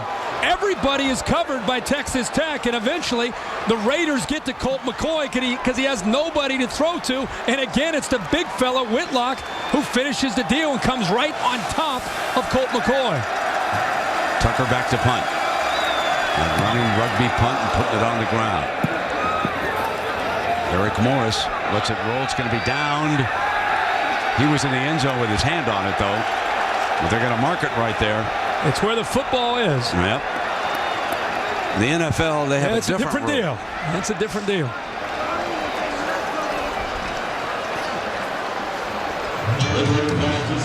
Let's take a look at it now. This is a 61-yard punt. Williams has downed it right there.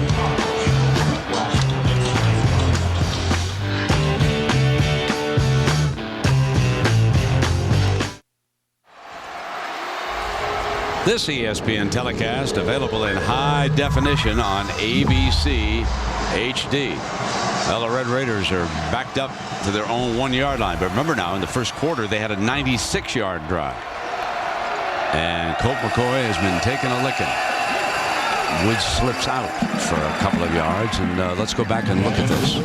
We talked about how they got pressure on him, and if you look closely as he steps up, Whitlock comes up and underneath with all of his weight, comes right on the chin of Colt McCoy. Colt McCoy walked off to the sideline, but since he's been on the sideline, he's been a bit dazed, spitting blood. Trainers checking him out. 2nd down and 8 for the Raiders.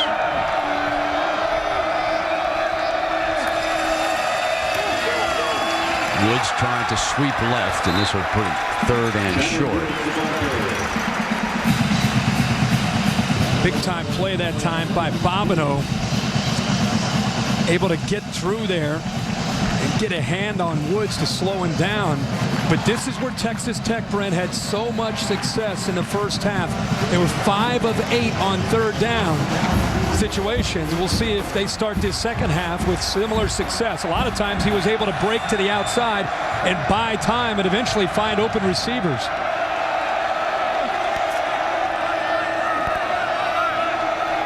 Harrell's been sacked only 1 time tonight. 3rd down and 3. Keeping on the ground short. And it's going to be 3 and done on this drive, and that could set up the Horns. McElroy makes the play defensively. Brent, one of the first times we've seen the entire football game, the Texas defensive front taking control. And that's why Will Muschamp is fired up. That's a great way for him and his side of the football to start the second half. Control things up front and negate any kind of running lane at all for Woods. That's the first 3 and out of this game for Texas Tech. LaCour.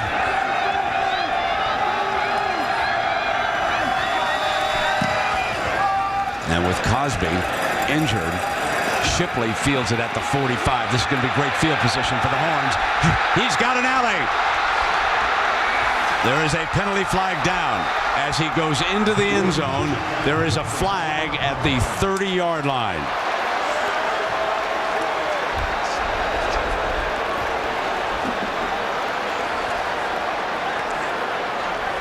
There was a questionable block there, Brent, and I didn't know if Texas's player got his head on the right side of the shoulder or not.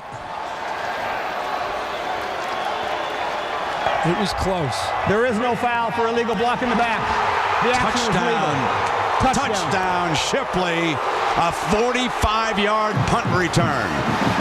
And just like in Dallas a few weeks ago against the Oklahoma Sooners, Shipley comes up with a huge return, and this is the block that I thought was a bit of a gray area, and I thought that's where the flag might have been, but they picked it up and said no foul.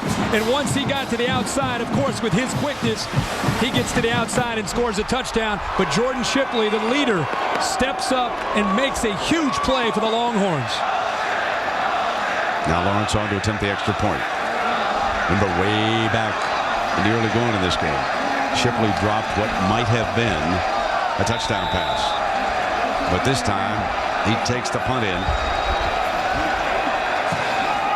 Lawrence tacks on the extra point, and it's 22-13. The stage is set in Lubbock. You are watching Saturday Night Football on ABC.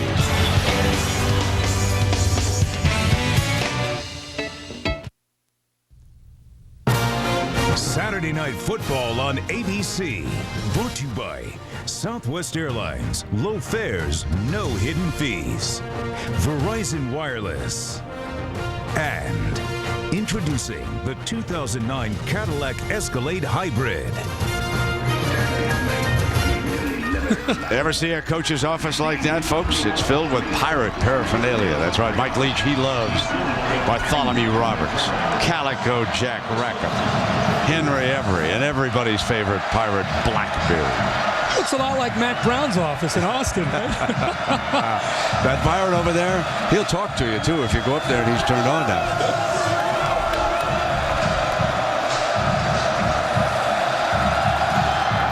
So the special team gives Texas a huge lift with this punt return by Shipley for a touchdown. When we go back to that game, remember, Oklahoma had a lead and started to take control of this football game, and just when it looked like Oklahoma might pull away, who else? Jordan Shipley comes up with a 96-yard kickoff return for a touchdown that put the Horns back in that football game and changed the momentum completely around. Fast forward 3 weeks later, now in Lubbock, can't get anything going. On the road, you're down 22-6. Who comes up with a big play again? Jordan Shipley. Now, big series for Graham Harrell. Last one was 3 and out and set up that punt return for a touchdown. The Horns will be playing with some fresh emotion now.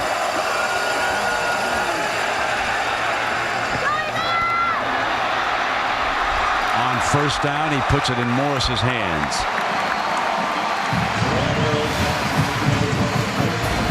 Shipley makes the return here. I think a lot of people are going to be talking about that block in the middle of the field by the freshman Earl Thomas. Initially, you see the flag coming in. Of course, they picked it up. I like what Mike Leach did on that first play, Brent.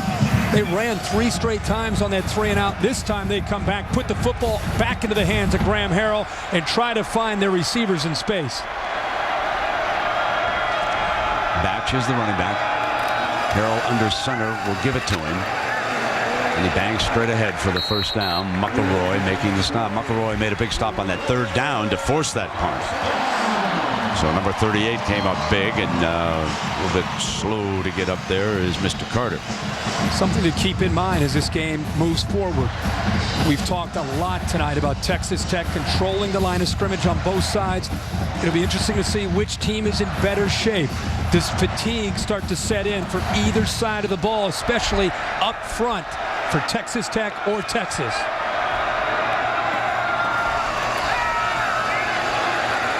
Harrell down the middle, and he's got Crabtree. Crabtree finds another hole. And he's having a good night against him as Gideon makes the play. They clear the receiver, some of the receivers on the inside, clear it out, and then you know that Michael Crabtree is going to come right over the middle of that defense. The linebackers are occupied to the outside, opening up a huge window for Crabtree. That's a Rakpo who is down, the All-American defensive end for the Horns. They can ill afford to be without him very long. He's down at the 22-yard line. You hate to see that.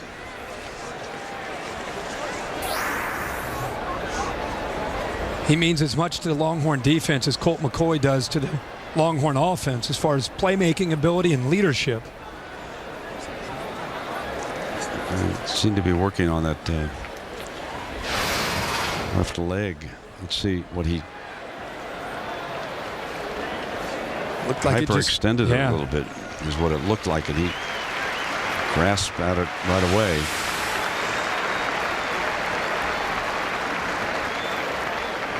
There was a look of concern there. This is one of his true warriors. He added a little boxing to his arsenal to work on giving him some hand speed. puts up a ton of weight in the weight room, and it's nice to see him walk off here, Herbie, putting a little bit of weight on that, you know? Yes, it is. A little gimpy.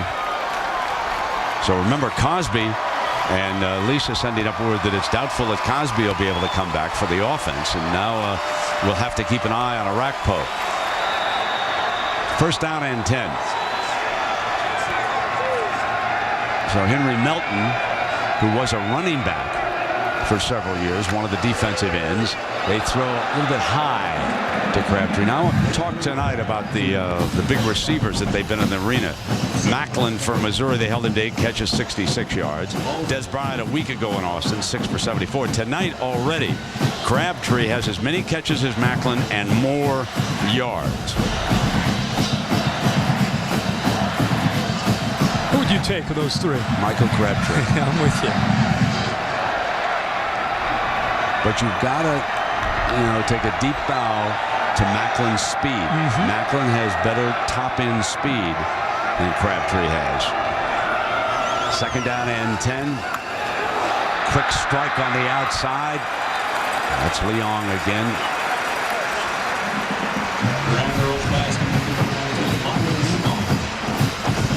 Now, we've talked about the second half, all right? Outscored opponents 164 to 80, all right? And tonight, trailing at the half for only the second time this season. So they have been one of the better second half teams in college football this year.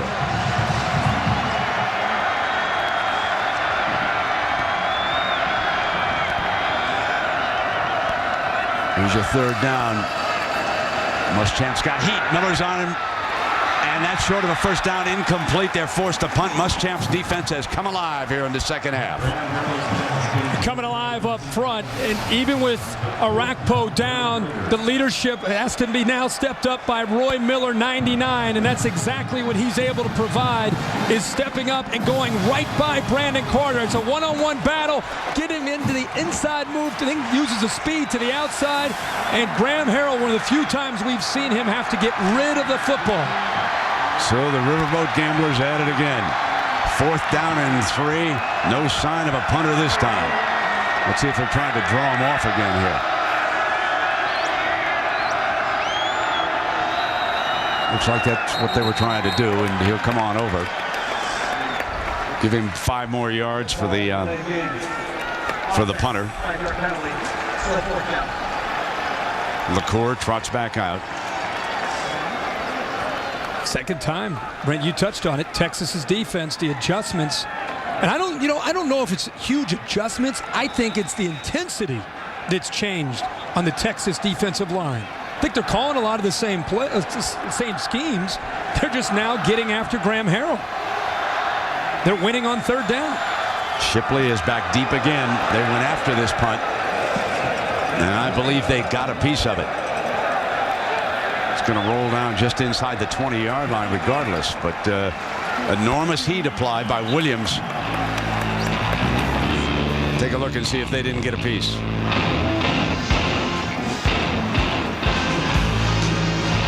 Yes, he did. Timeout.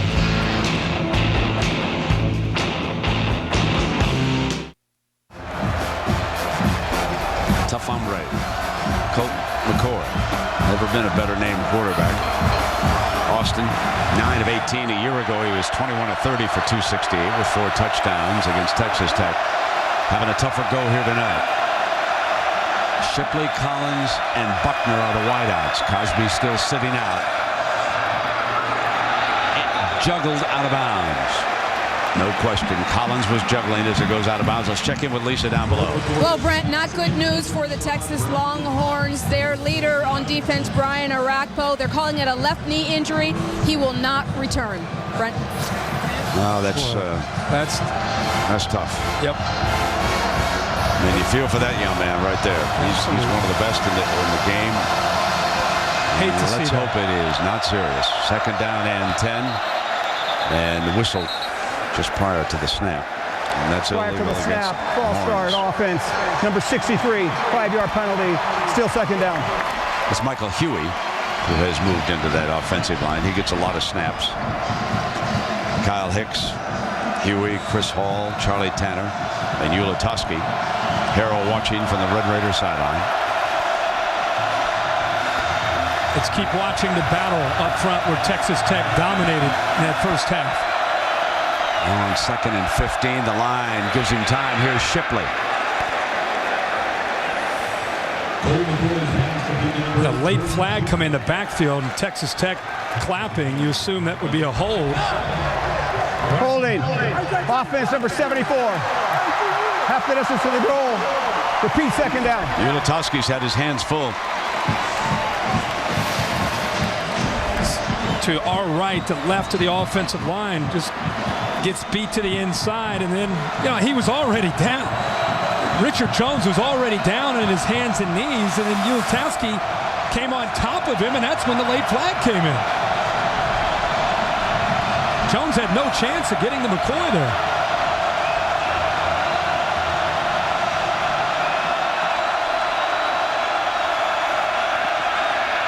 Steps up, intercepted, picked off by Charbonnet, and Charbonnet scores.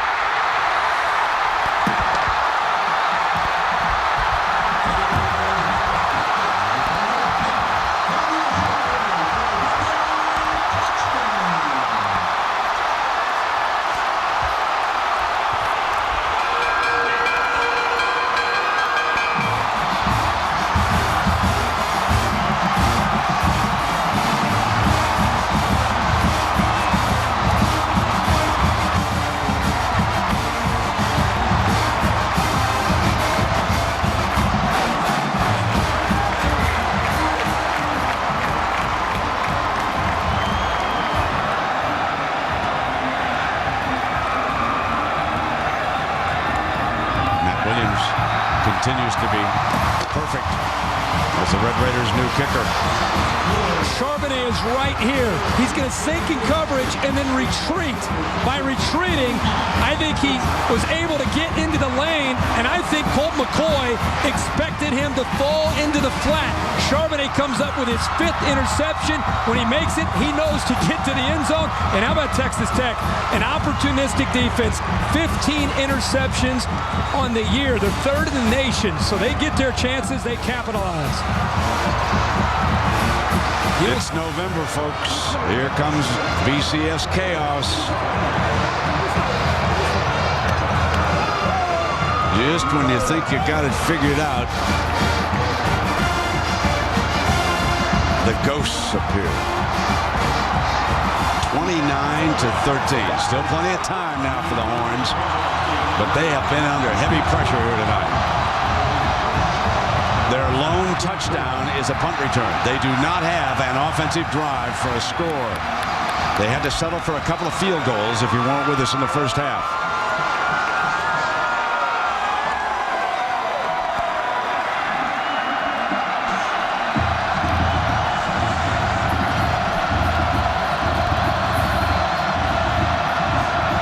This game is reverberating from Gainesville to Tuscaloosa, State College, all around the country now.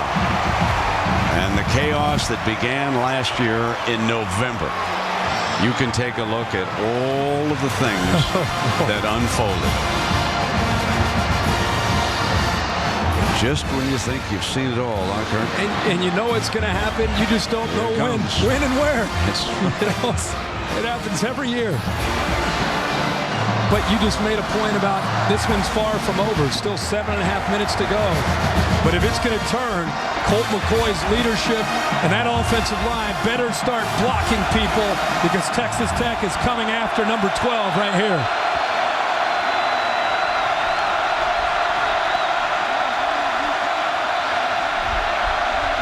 Play action gave him time, and he overthrew his receiver.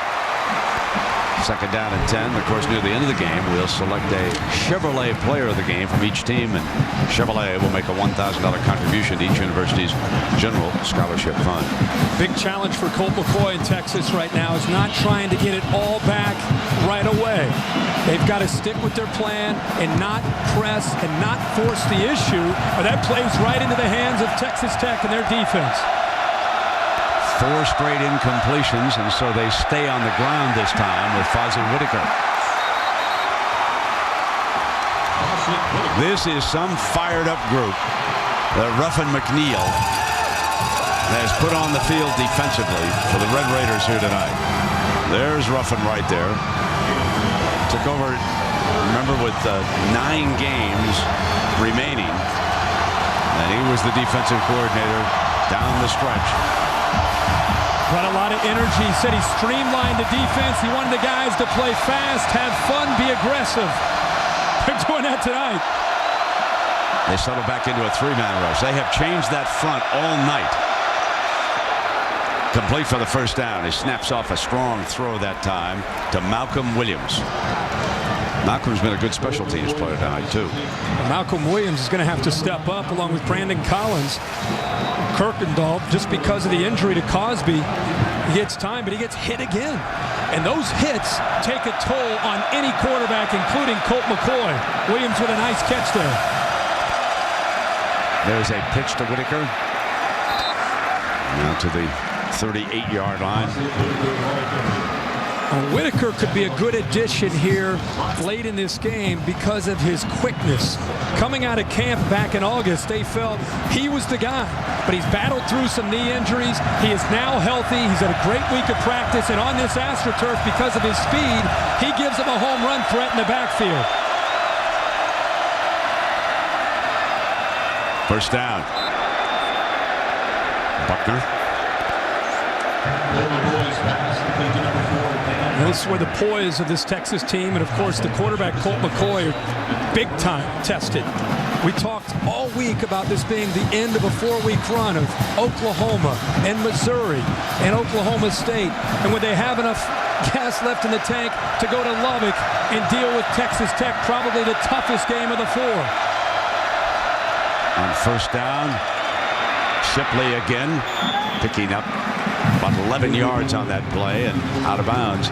Mack tried to portray it to his players as the first of another cycle, not the last of the last cycle. But you know, physically, it has to take its toll. Let's just consider the fact that Cosby is watching from the side, not playing for Mack. Now he's lost Orakpo for the night, and this is worn away on the Horns. And a timeout, the first of the half, called here by Texas Tech. And we take a look at our quarterback comparison, our 2 Heisman Trophy candidates, and it's not a misprint. No, that's exactly what's happened here tonight. What's happened is Texas Tech, which has really shocked me, Brent, is by winning the battle up front with their defensive line against Texas's offensive line, they've kept 2 safeties at about 15 yards. And when defenses do that, a good offense will run the football into that look. But because they're losing the battle up front, Texas Tech is kind of having it both ways. They're controlling things and also protecting themselves against any big plays in the pass game. So Texas has either had to run the ball or try to just nickel and dime this Texas Tech defense down the field. And they've not been able to execute well enough to move the ball consistently down the field. Give all the credit to the front of this Texas Tech defense. Play fake by McCoy, and he's going to be sacked again. That is the 4th sack of the night. Brandon Williams brings him down. That's his 2nd. Just got done talking about what's happening. This isn't an elaborate blitz scheme. It's 4 guys just going right by the offensive linemen of Texas. Desire, hunger. Texas Tech wants this football game, and so far this entire night, they're showing it with the way this defense is playing.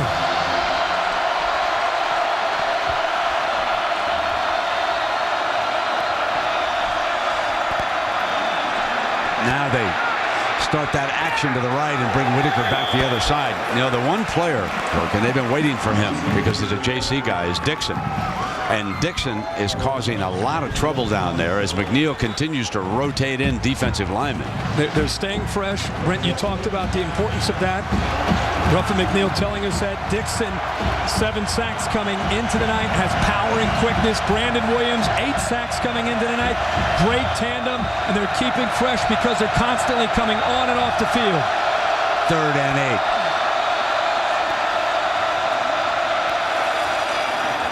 Incomplete. And it will be 4th down coming up for the Horns. That is a long throw and a tough throw for Colt McCoy. I would think that Mack is thinking about going here. He's at the 42-yard line. The problem is if you fail, giving this offense a short field. But Mack's thinking down 16. I got to go here. Shipley's in the slot. Right here, Brent. See if they try to get him the football. A quick kick, the second of the year by McCoy. The second time he's done it. And there is a penalty flag down at the 41-yard line. I don't know if they had enough men on the line of scrimmage.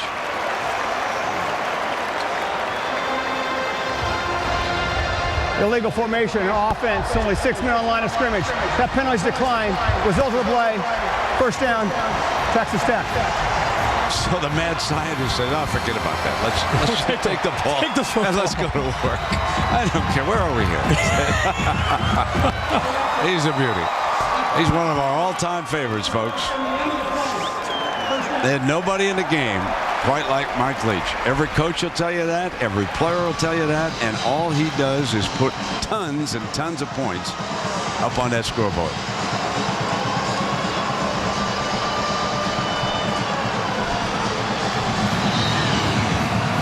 Kind of a perfect fit, isn't it? Mike Leach here in Lubbock with Texas Tech. Yeah, it'd have to be a real good job to get him out of here.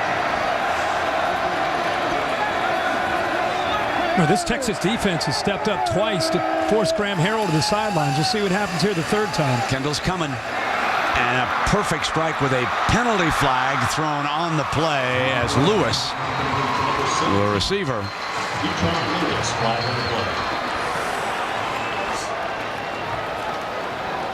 Time that umpire throws foul.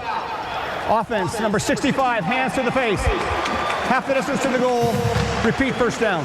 Vasquez. 2nd time I think we've seen that call tonight. I told you there's a bit of a nasty streak on Texas Tech's offensive line. He's high. He's doing whatever it takes to keep Miller. It's like that's a battle of a couple gladiators in there. Man. I think the coaches said we've had enough of Miller in that backfield. Do whatever it takes, big fella. We don't want to see 99 anymore back there on our man 6.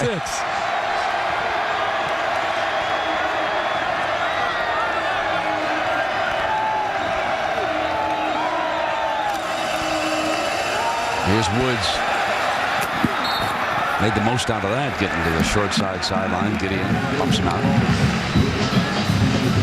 That speed and that quickness comes in handy. It looked like McElroy was able to penetrate and had a pretty good angle. It's going to be a loss, but he got around the corner and picked up a few. I'll tell you who's been relatively quiet here this half is Crabtree. I remember him catching the one in center field. Just in time for a jailbreak screen. He's all the way to the bottom.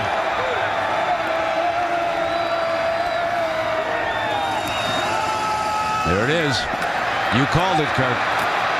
They put him over there, set it up perfectly. Just kind of sneak him around. And I think the biggest difference with Mike Leach in the offense beyond the running game is how they're doing such a good job of moving Michael Crabtree around. And look at the effort it blocks. That, to me, is the overlooked thing from Texas Tech. The other receivers that don't make a catch are so willing and almost excited to block for their teammate. I'm going to tell you something. Sergio Kendall, number 2, is a big-time football player. War Daddy. He come play now. He's standing over there on the right side of the defense. Number 2. Snaps off. Incomplete. This is a play that...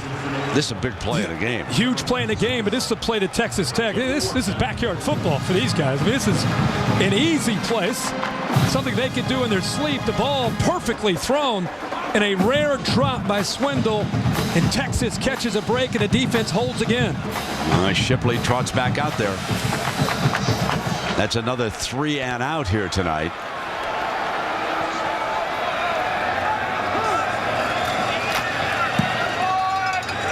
hangs it high. Fair catch is going to be signaled by Shipley, and he makes it at the 42-yard line. Let us go to Matt Weiner for a Sports Center right now in New York. Matt? Fred, Sports Center right now, powered by Vizio, and a check at the top of the BCS standings. You see what's happened to the number 1 Texas. Number 2 Alabama had an easy non-conference win over Arkansas State. Penn State is off. They've got Iowa next week. Number 4 Oklahoma is having its biggest scoring day ever against Nebraska. Sam Bradford has 4 touchdown passes. It's a 62-21 lead and counting.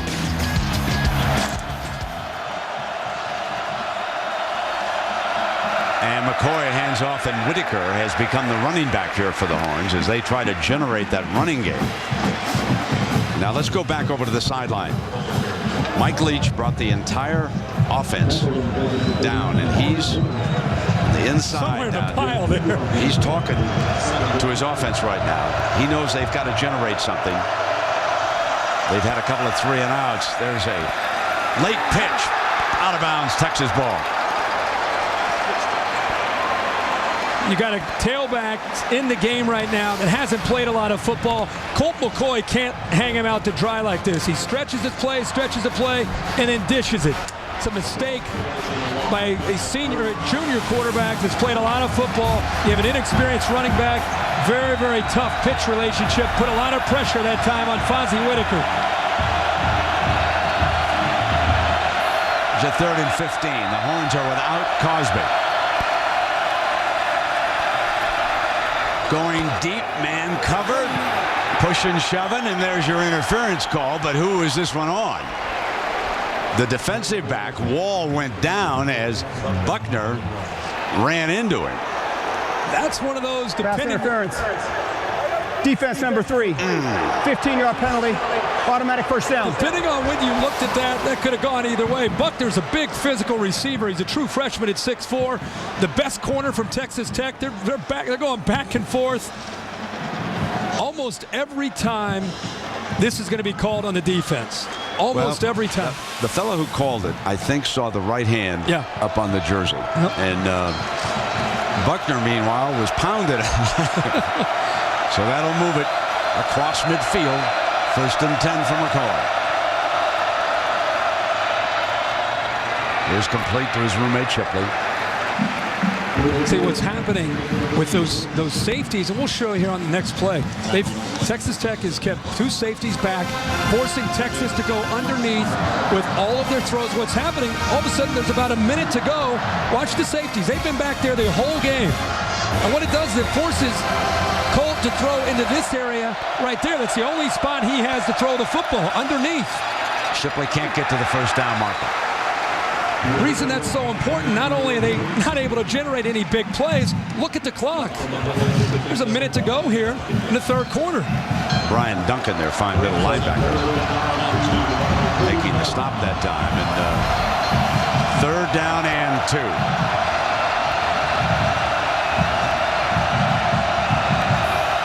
Texas only 2 of 10 tonight on 3rd downs.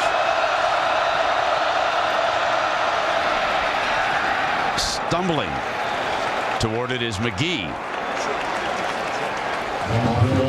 I'm really, really impressed with Colby Whitlock, sophomore from Noble, Oklahoma, a wrestler in high school, a great wrestler in high school, using his hands. He's got a motor. It's been nonstop this whole game. Texas comes up with a first down, but Whitlock represents the attitude that we've seen all night from Texas Tech up front. What a player.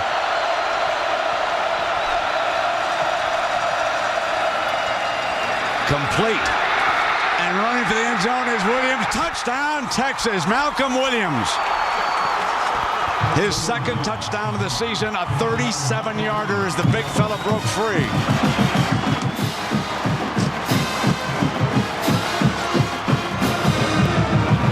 When you have those 2 safeties, Brent, you've got to make tackles. And we'll show you in a second how if you miss a tackle and you're a safety, there's nobody left. They must go for 2 now. It's getting to be that time. Yes, it is. Sometimes you don't like to chase it, but when they were down 16 for the 2nd time.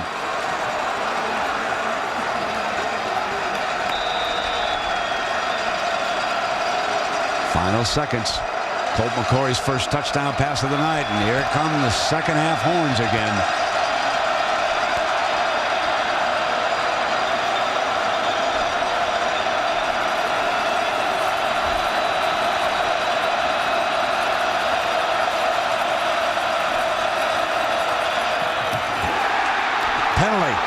There's a penalty thrown by the back judge.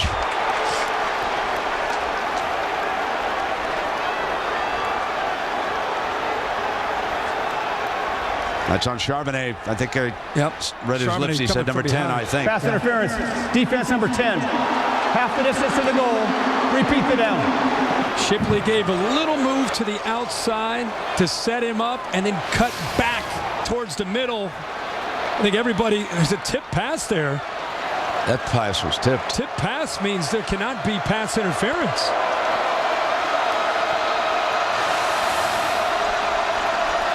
Can they review that upstairs? I think that's what every play should be reviewed. That's what Mike is saying. That tip pass should negate any kind of pass interference. That ball is definitely tipped up front. They're going to pick up this flag. The previous play is under further review. So upstairs, our replay official is Terry Turlington. Here's the deflection right here. Your man Whitlock gets his big paw up there, deflects it, and after that, all bets are off. It's a free ball, and it's not pass interference. Let's pick this flag up. Let's go back, Brent, to the touchdown where they're reviewing this. And a great play by Malcolm Williams, who has stepped up with Quan Cosby, who's down with the injury. Talked about the two safeties. Here are the safeties, and here's the route. Watch what happens on a simple, quick throw to the outside right there. You've got to make this tackle to be able to hold him, maybe even short of the first down. You miss one tackle, and that's what can happen, and that's how quickly it can happen. He comes up, has to make the play. McBath unable to make it, and the big fella Malcolm Williams goes in for the touchdown. But we'll have a 10-point game here. Carl Richards. After further review, the pass was tipped at the line of scrimmage. Therefore, there is no penalty for pass interference. The try is no good. So it is a 10-point margin. 29-19. 12 ticks of the clock left here in the third quarter. And number 93, Colby Whitlock. He's having a heck of a game. We just talked about him and his presence. He knew he could not get to Colt McCoy. So at 6'2", 285, he jumps up and knocks that ball down, or at least deflects it.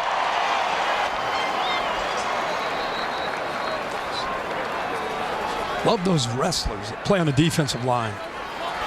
Great leverage, great hands. Let's remember now, this game started with Whitlock tackling Obanaya in the end zone on their first snap for that safety. And now he deflects the ball on the two-point conversion. He's been in on several sacks here tonight. Whitlock and Brandon Williams and McKenna Dixon.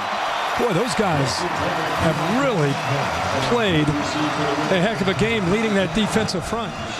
But now, if you go over to Will Muschamp's defense in the second half, it has been far more effective against the Red Raiders. A 10-point game right now. Muschamp's defense will be going back to work here.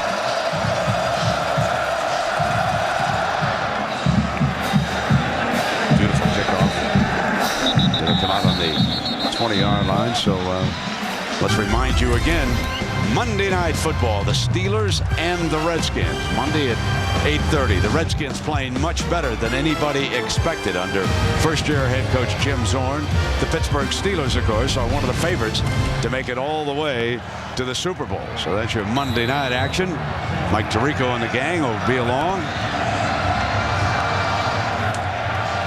Talked about Will Muschamp and the adjustments. I told you I thought it was just the intensity that they're playing with, a little bit more intensity they're playing with. 3 possessions for Texas Tech, 3 punts. Play fake, going down the middle, complete.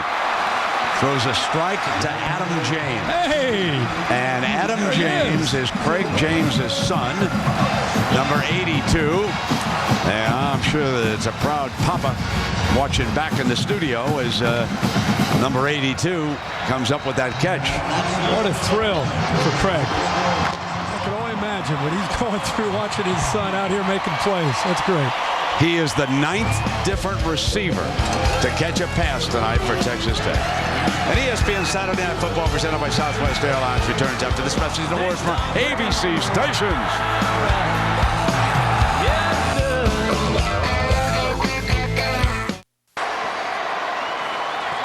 Another 300-yard night for Graham Harrell. Got a 1st and 10 as we begin the 4th quarter. Texas Tech leading the #1 team, the Texas Longhorns, by 10, 29-19. Middle to the 32-yard line, and it's Edward Britton, the receiver. But Dion Beasley doesn't even get a hand on Britton to disrupt the timing between Harrell and Britton off the line of scrimmage. Plenty of time to throw the football, and because Beasley didn't slow down Britton at all, look at that, look how easy he gets off the line of scrimmage. If you're not going to press him and make him fight you to get downfield, Graham Harrell's going to find him very easily downfield for an easy throw. And 34 more yards of offense. And there's the handoff to Batch. Muscles his way across the 30-yard line. Lisa Salter's telling us during that commercial that Coach Leach got the offense all around him and said, all right, now let's just not lose our composure. Right. Stay together, and let's just score the next time we get the football. Hey, why change the philosophy? I think that's great, and I think it's great that he was proactive. Still up 10, bring them together, maybe senses the momentum changing a bit. Let's bring the offense together and say, guys, hey, we've dominated this game. Let's go back to doing what we do best.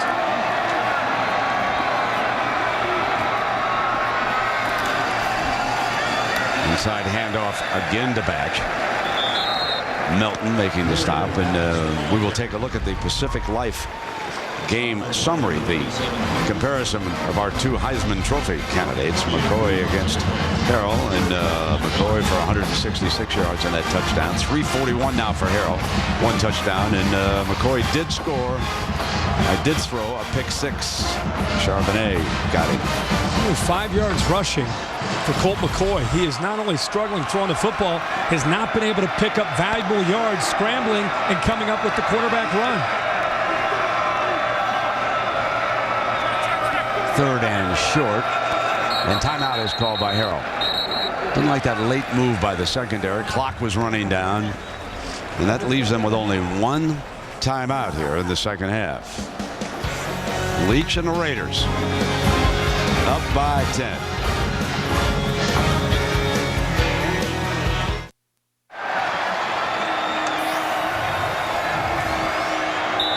Third down and 1 for the Red Raiders from the Horns' 25-yard line.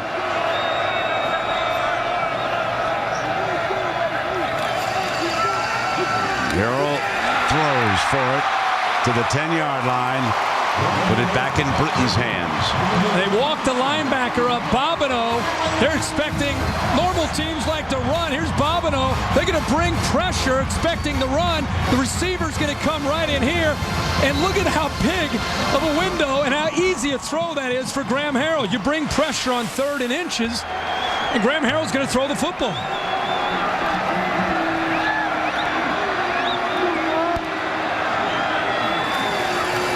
Now they come back with the run play with Woods spinning and twisting across the 10. And a reminder, of course, to stay tuned after this game for your late local news over most of these ABC stations. Over on ESPN, of course, SportsCenter will have more from game day here in Lubbock. And Bob Knight was a pretty good handicapper. Pretty good. Did he? That said, I thought he was really good. Oh, we had fun. I'm just talking about the results. No, we had fun. That was great. I noticed that he missed badly on the Purdue win over Michigan, refusing to pick Purdue in anything. Incomplete one at Crabtree on that quick slant that time. Curtis Brown, the defensive back. When you defend Texas Tech by the end zone, the corner has to give him leverage to the inside. You've got to move to the inside to take away the easy throw and the quick slant, which Texas Tech does so well and so often once they get inside the 10-yard line. If you're a defensive back, move in about a yard or 2 to the inside to take that easy throw away.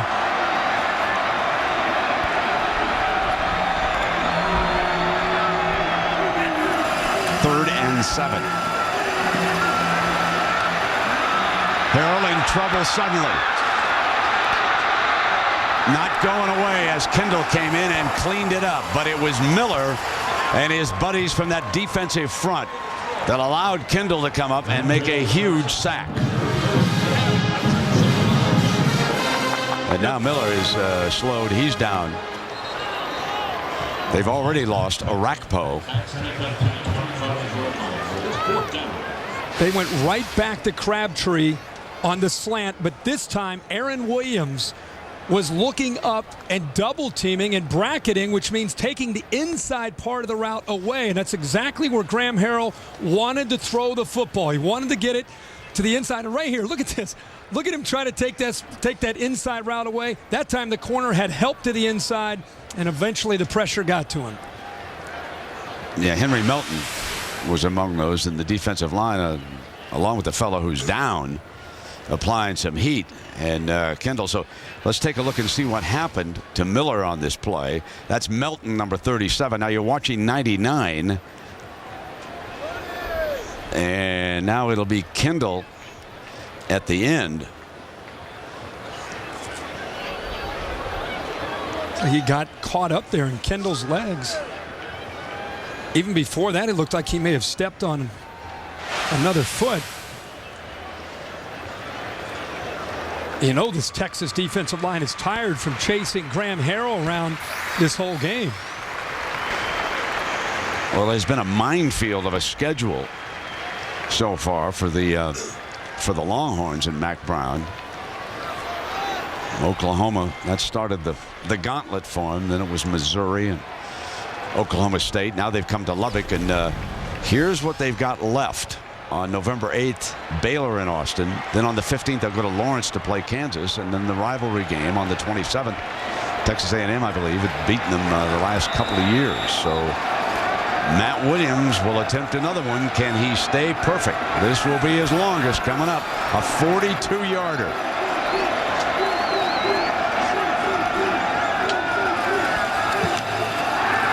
His first miss, it's blocked. And it'll be Longhorn football. Down by 10, 11-14. Late flag comes in here, Brent. I mean, really late. Which means it's probably a dead ball personal foul. It's just a matter of which way is it going to go.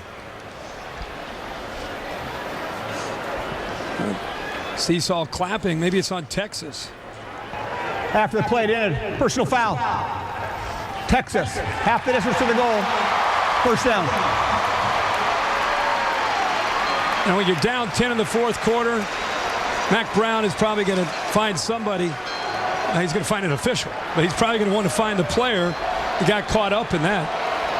It's the last thing that Mack Brown can afford right now. Now they've got to go 91 yards to come up with a touchdown, something that this offense has been able to do. They had 5 touchdown drives this year of 90 yards or longer.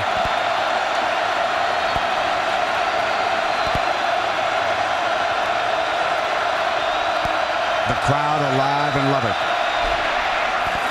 Got a man open. Got him. And in a foot race is Williams pulling away. They won't catch him. Touchdown, Texas. 91 yards. Williams' second touchdown of the night.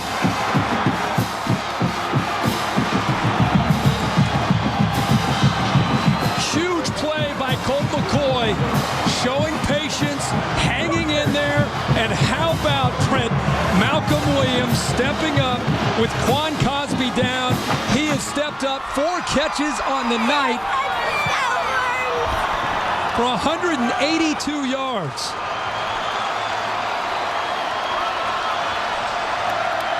Now Lawrence can make this a 3-point game, and he does exactly that.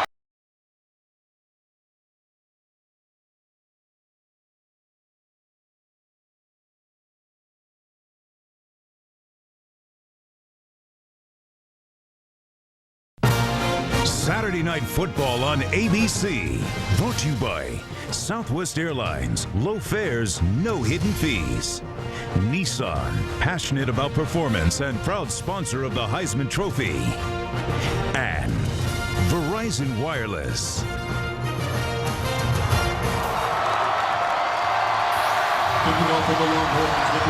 29-26 as Colt McCoy starts to come back in the second half, hitting Malcolm Williams, the redshirt freshman from Garland, Texas, with 2 touchdown passes. And that last 91-yarder makes McCoy Texas' all-time leader in passing yards. 11 minutes to go in Lubbock. Brett, let's go back to this touchdown. It's one of the few times tonight that you see a corner who is not up at the line of scrimmage, but is going to drop. In this case, it's Brent Nickerson. Look at him dropping, and look at the little hesitation move. He'll go by him, and Nickerson steps up. Once he steps up, Malcolm Williams goes right by him. The protection is good. Colt McCoy has time. Nickerson doesn't have any chance at all. And look at the speed of the young freshman pulling away from Nickerson. In high school at Garland, he was also a track man. And now it's up to Graham Harrell and the Red Raider attack to get something going.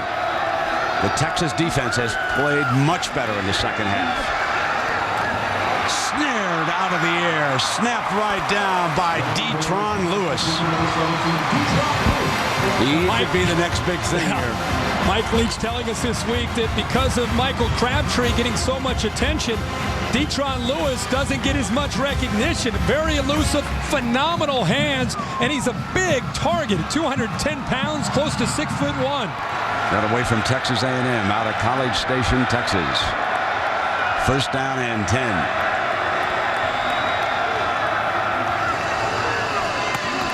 That screen pass to the wide receiver, and they bust it. Britton again, and he's been a big-timer here tonight. Harrell's spreading the wealth. Crabtree right in the slot. He's not selfish. Look at the block. Also, the elf there, Eric Morris, picking up a block. Morris, Crabtree set it up, and a big run and great speed again from this offense. Boy, they come right back. They're not holding on to this lead, Brent. They're still attacking. Britton has a 100-yard night. Now they come in with Batch on the running play. He breaks the tackle by Robinson. It's about 9 yards on it. Still he's torn down, and now we're down to the 10-minute mark. How often do you see a team that's on the verge of a big upset playing at home, and they've got a big lead, and all of a sudden that #1 team starts to come back, and what happens? They start to hold on. They start to work the clock. Texas Tech gets the ball back. The momentum is switched. What do? Let's get right back to doing what we do, and that's attacking this defense.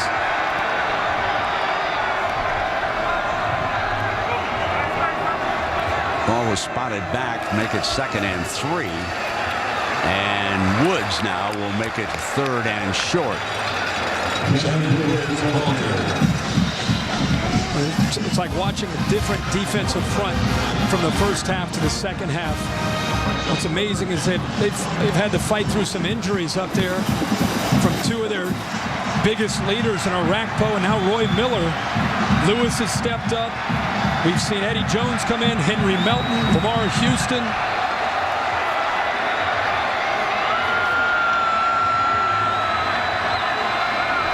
And they threw the last time here on 3rd and short. This time they run Woods for the first down. To the 32-yard line.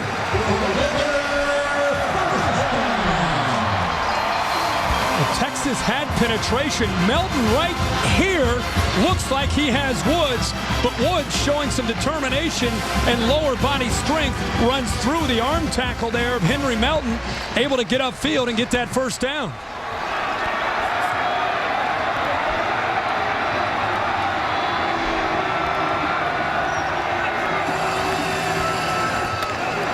There's that wide receiver screen again with Britton.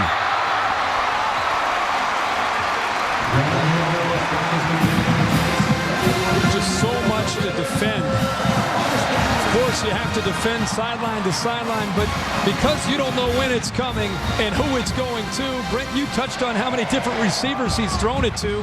What is it, 9 different receivers? 9 different receivers. it makes it very, very tough. Looks like we're going to have a Texas timeout. Timeout, Texas. Hope there's some young receivers tonight watching this Texas Tech offense and the effort that they're playing with. Well, Mike Leach throws for a living. Other coaches do it for a hobby.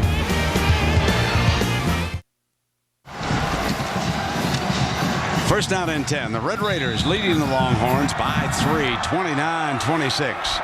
Graham Harrell with a 400-yard night.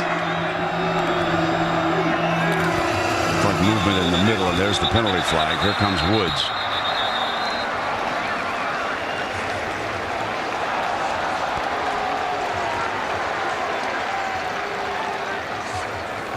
Prior to the snap, ball start, offense number 65, 5-yard penalty, still first down. Vasquez, one of the bodyguards for Graham Harrell. 30 of 43, his 5th 400-yard game of the season. But note that he's only thrown for 1 touchdown against the Horns here tonight. How about a career against Texas? 519 yards, 466, and now this game is senior year. First down and 15. Melton breaks free. Harrell fires a strike to the 15-yard line, and Britton again. He's their leading receiver tonight. Brent, again, it's the Texas Tech wide receivers putting on just a clinic on how to work back to a quarterback when he starts to scramble. Just so well schooled. And Britton, as Harrell starts to move, he comes back to the corner and able to allow Harrell to throw it down and away from the defender to give him a chance again to pick up with completion. Second and 4, and here's Woods. Short of the first down. Rory Miller back on the field. Good to see number 99 back out there making the stop. Arakpo has been lost for the night. Injured knee. Going right back to that 3rd and 1 again for Texas Tech. One time they hit a quick slant to the bottom of the screen. The next time they went back and ran with Shannon Woods. Let's see what they do here on this 3rd and 1.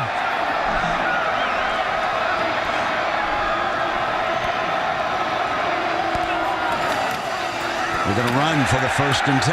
Batch pounds it to the 8, and it'll be 1st and goal for the Red Raiders. Well, when Baron Batch comes in, nice change of pace from Shannon Woods, who's elusive and quick and can get to the outside. Baron Batch comes in and lowers his shoulder, and he's running right through a tackler.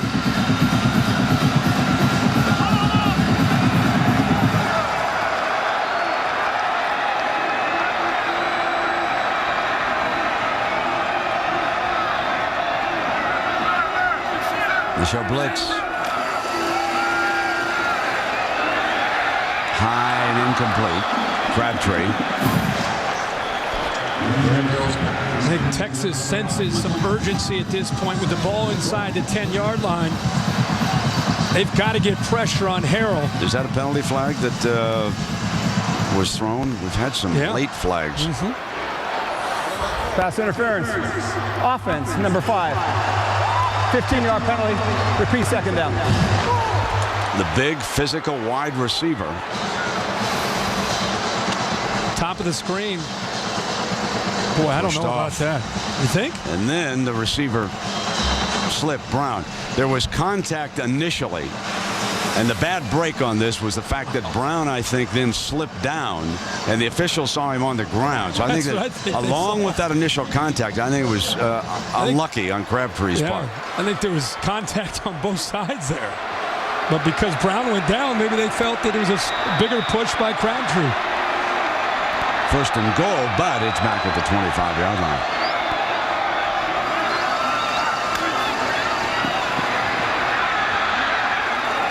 In zone, and This time, not holding on is Lewis.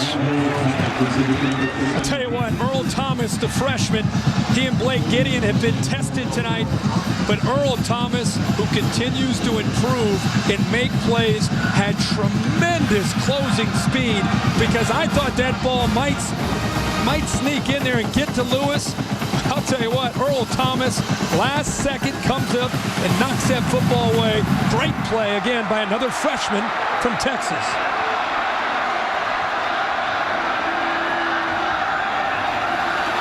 Second and goal. Hill's going again, end zone, incomplete. He came right back to Lewis. That's one Graham Harrell would love to have back.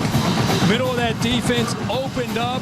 He had exactly what he wanted. He had Lewis breaking to the middle. The linebackers are occupied. You see, Bobineau takes Woods. Look at the middle of that field. If he makes that catch, he's got a chance to get upfield. And if he can break a tackle from Gideon closing in on him, he might get into the end zone. One of the few passes that Harrell has missed. Huge third down in this game, Brent.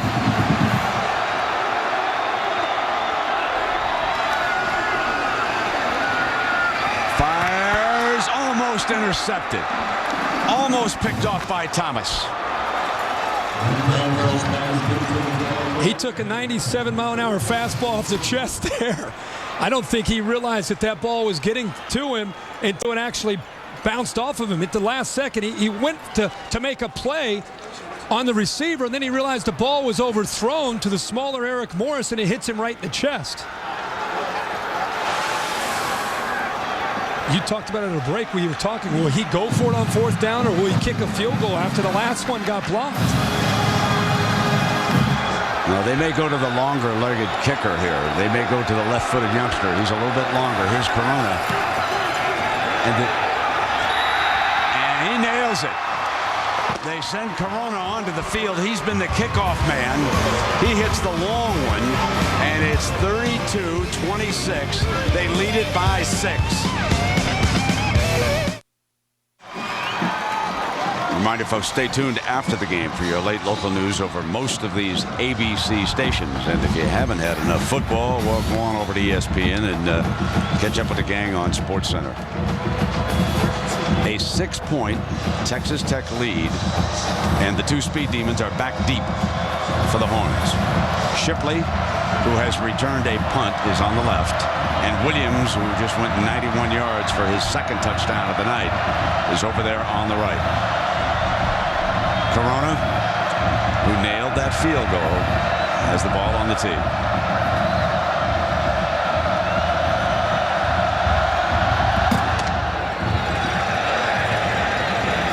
And it'll come out on the 20-yard line.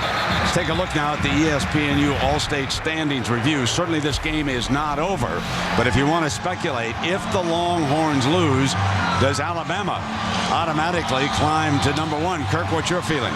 I think it depends on how voters look at this Texas Tech team, and also what Florida did today. Brent, I expect Florida to move up in a big way, but I think Alabama more than likely would secure that number 1 spot. Yeah, the one you'd have to watch is Oklahoma. Yeah. They put 62-28 on Nebraska. All right, first down and 10 now for Colt McCoy, trying to engineer still another fourth-quarter comeback. Trails by 6, got plenty of time. Couple of timeouts remaining. Second down and 10. Went to Shipley and Duncan, the middle linebacker there. Brian Duncan has been all over this football field, showing great instincts. You know, he played outside linebacker last year. Ruffin McNeil moved him to the middle. He's been stopping the run and playing the pass very well today. Williams is far outside on the left.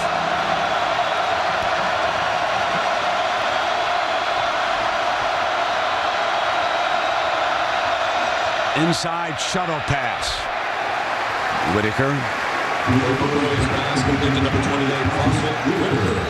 These two teams have championships on their mind this season. Texas at number 1, Texas Tech at number 7. Both teams undefeated. Every championship team has a defining moment in their season. For both these teams, this is that point. Third down and 5.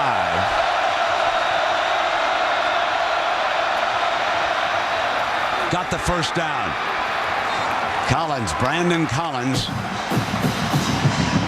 I know Graham Harrell's had the bigger night, but how about the composure and poise on the road trying to get his team back in the game from Colt McCoy.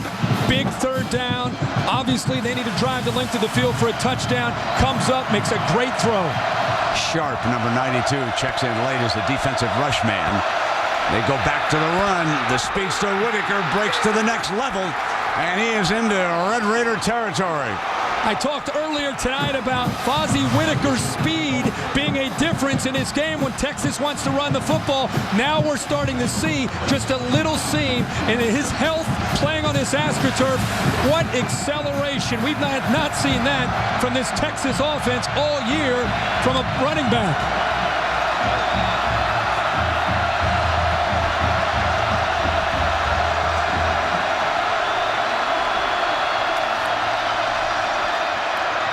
Complete.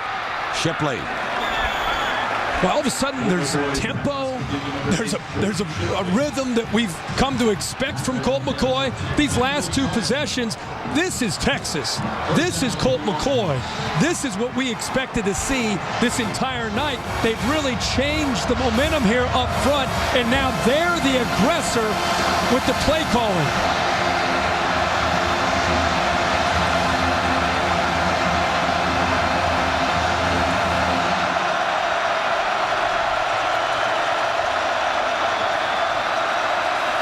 McCoy going to take off to the 25-yard line, and Duncan again.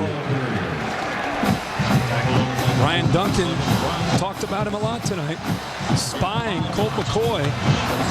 Ruffin McNeil telling us we cannot allow in big, crucial points in this game to allow Colt McCoy to scramble for yards. We'll have somebody constantly watching him when he takes off to run. Obaniah back into the game, and he appeared to have the first down. We'll see where see if he gets the spot. It's going to be close.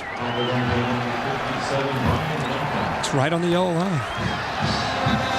They'll bring the sticks out.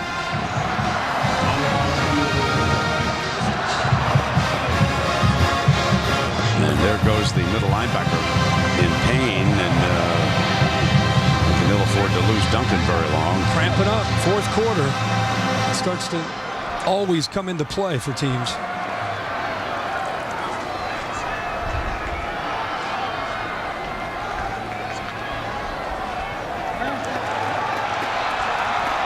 Something, Brent, that we talked about. Texas Tech with a big lead used two of their timeouts when it seemed that they might be meaningless. Those two timeouts would come in handy if Texas ends up scoring a touchdown. There's Greg Davis upstairs, calling up the plays.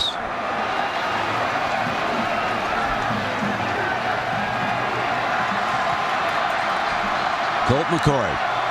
He stood tough here tonight, folks. They pounded and pounded on him, and yet here he comes. Can't count the young man out. He's had 6 fourth-quarter wins already in comeback mode. He's looking for number 7.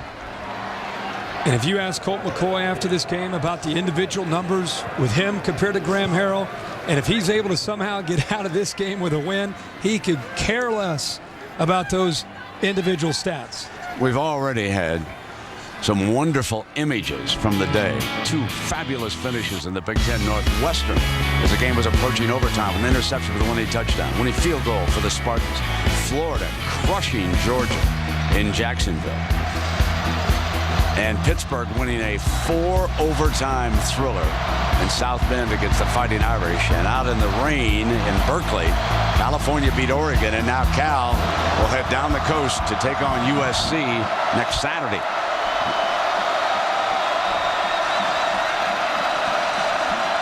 Going into the loudest part of this stadium, right into the students.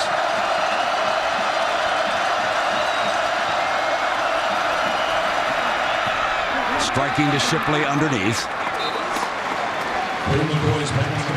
Well, all of a sudden, a lot of the plays that have been working in the past that have not worked tonight are starting to open up. The linebacker goes to the outside with Obaniah. It opens up that huge void in this defense that has not been there most of this night, and a huge gain there on 1st and 10. Greg Davis would like to take a little more time off the clock as he scores here. 2.5 minutes remaining. McCoy keeps it. Got the 1st and 10. Steps out of bounds. So it'll be 1st and goal for the Horns. Down 6. 2:29. Colt McCoy reading the backside defensive end. Brandon Williams, we've not seen this at all tonight. He comes down, chases the back. Colt McCoy using his speed to get around Williams. Picks up that 1st down.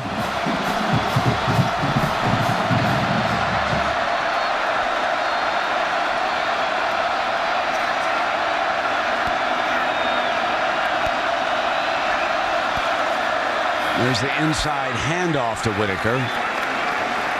Now it'll be 2nd down and goal. Brent, I'm with you. If I'm Mac Brown, and this rhythm, this offense is clicking, you've got confidence that you're going to score a touchdown, you're going to hit that extra point, you're going to take that 1-point lead, work the clock.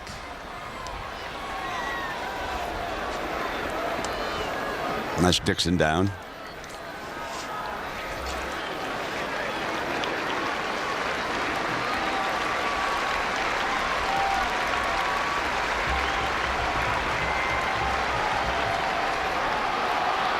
Texas Tech, only 1 timeout remaining, but of course in the college game, 1st down stops the clock momentarily. And for the Longhorns, this is the 11th play of this drive coming up, and it has been a classic. So much at stake.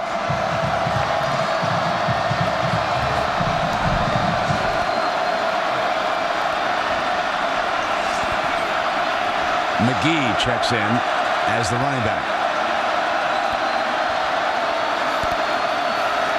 Gets the call, end zone, touchdown. An extra point away from coming back in dramatic fashion to take a lead with 1:29 remaining. Boy, did this offensive line step up on this drive. Whether it was a run or it was a pass, they took control of the line of scrimmage for the first time, I think, the entire night, and it allowed Colt McCoy and his skill to do what they do best. So it's up to Hunter Lawrence. There's the quarterback and the coach plotting what they're going to do. And they are down for the first time tonight, 33-32. Wow, what a turnaround here. How about the blocking up front? A counter play, and look at the hole for Vondrell McGee to run right through. There's nobody there. 2 offensive linemen, Hicks and Dockery, come around. They open that up. And I got to go back to Colt McCoy. I mean, Colt McCoy has been on the ropes all night. And look at him. He is willing his team to a victory here tonight. Now it's up to the defense to try to hold on. Now remember now, Red Raiders need a field goal. They had a 42-yarder kicked by Corona, who's been handling the kickoffs. They've got 1:29, and they've got that 1 timeout.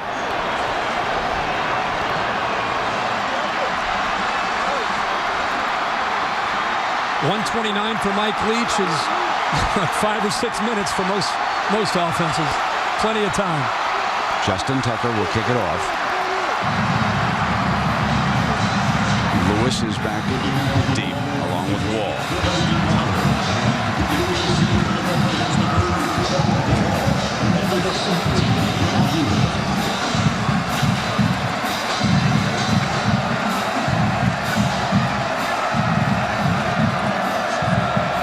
They expect to return this. It's Wall, and he's coming out. 15. Alley in the middle. 30. 35, and run out of bounds at the 37 with 1:23.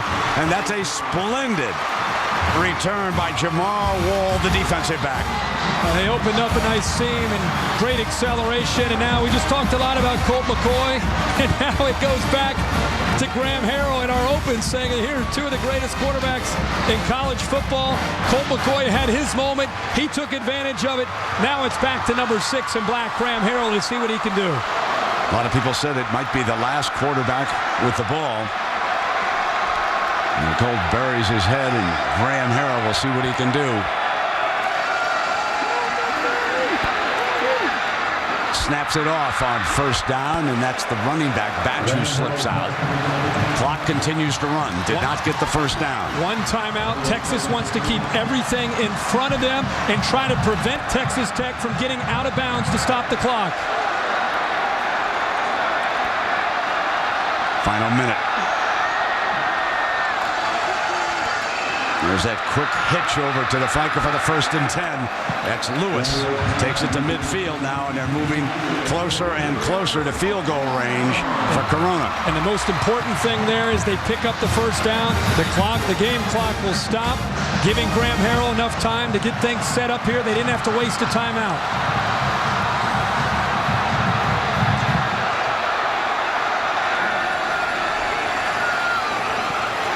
Another 1st and 10, stopping the clock with Lewis's reception. Again, almost impossible to stop this backside. He's going to his backside shoulder. The corner's going downfield, thinking the receiver's going to run down the sidelines. It's a timing pattern thrown to the back shoulder. Perfectly designed there by Texas Tech.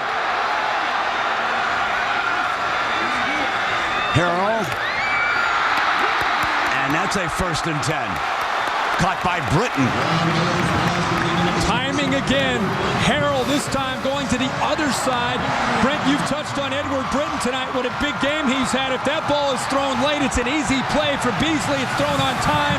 Britton goes up in another big play. Can't take a sack. Deflected, intercepted. Texas. No, they rule it down. Incomplete. I thought for sure that he had deflected it to Gideon. There's 8 ticks of the clock left. And Texas Tech needs to get organized here because the play clock has already started. The ball's up in the air. The true freshman, Blake Gideon. Brent comes underneath it. That's a drill that you work on all the time. It goes right through his arm. I saw it in his legs, and I thought he'd had it. Still one timeout left here for Texas Tech. 8 seconds. 2nd down now. Deep strike. Got the big man. Crabtree pulls free. And touchdown. Red Raiders with a second to go.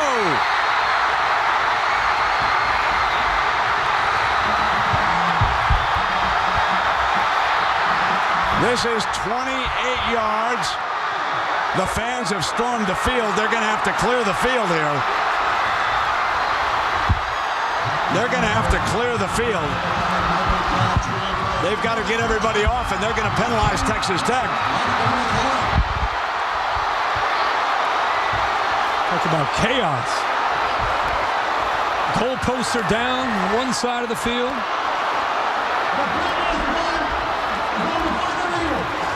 Yeah, the first thing they've got to do is review Crabtree on that far sideline. Well, Brett, when you have the best receiver in college football going up against an inexperienced corner, you just throw it up and allow him to adjust and make the play, and the strength of his hands to get around Curtis Brown and into the end zone. He did not step out of bounds. And Harrell just put this up, relying on the best receiver in college football to make a play, and the strength of his hands. Big-time players make big plays in big games, and that's what Michael Crabtree just did.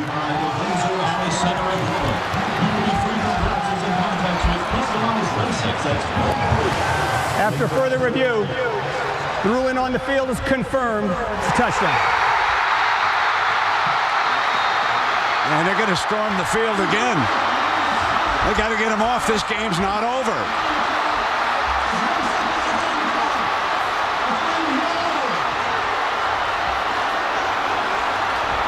Now, if they penalize the crowd for this, remember that kickoff. Okay, with Shipley and Williams back deep now. Clock is not going to move on an extra point. Unsportsmanlike conduct by the offense. That penalty will be enforced on the kickoff. Folks, that could be no small thing here now with what we've seen. Leach is getting ready to tell the kicker probably to squib it. Don't even think about those two guys back deep.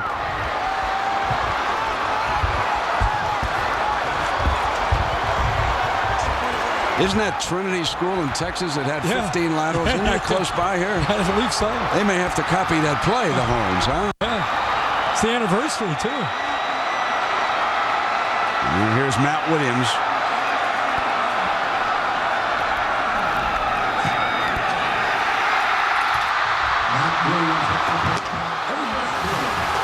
I just got to go back and look at this. Let's all appreciate Michael Crabtree, covered by an inexperienced corner and Curtis Brown. The ball is just thrown up, and it's just, you're just asking Crabtree to make a play. Brown is lost in coverage. Crabtree adjusts and finds the ball.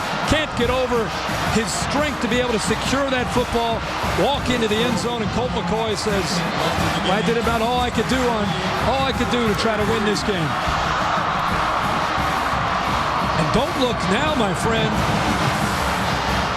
but Oklahoma State and Mike Gundy comes stumbling into town next week for a huge game. I wouldn't describe them as stumbling. Well, no, I'm saying, no. With that additional unsportsmanlike conduct penalty, the kickoff will be from the 7.5-yard line. Oh, hey, boys.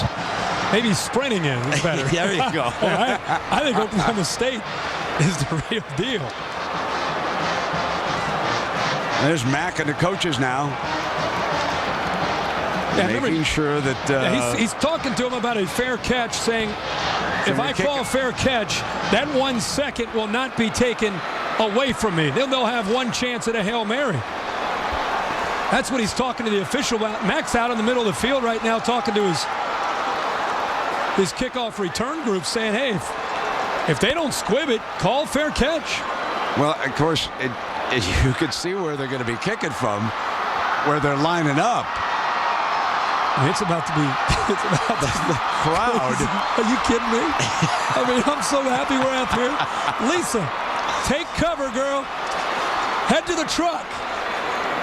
She's got to stay down there to talk to the winning coach. It's 56,333 here tonight, folks. A new stadium record. And all fit well. The Horn fans aren't going to take the field, but the rest of them are here. I'll tell you, if they don't have a miracle.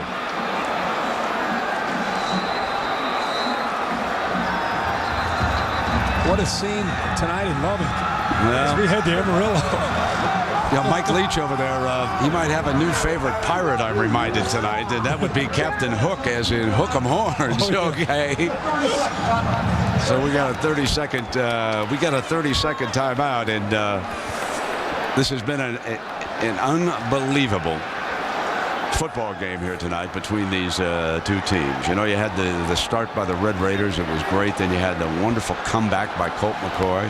And then you had Graham Harrell, Michael Crabtree breaking back into the end zone. Just when I thought that Texas had intercepted the ball down here on that deflection. Sure. Yeah, he had a clean shot at it. How about Blake Gideon? Oh, the true freshman. The ball goes up into the air like a feather. I mean, it's just coming right down, right into his hands, right through his hands. He'll have plenty of opportunities. You could leave the game day set here for the Oklahoma State. I think we might. I thought we were heading to Baton Rouge for Alabama and LSU, but it's pretty good stuff with this conference now, my friend. We may have to go now. Guns up 2 weeks in a row.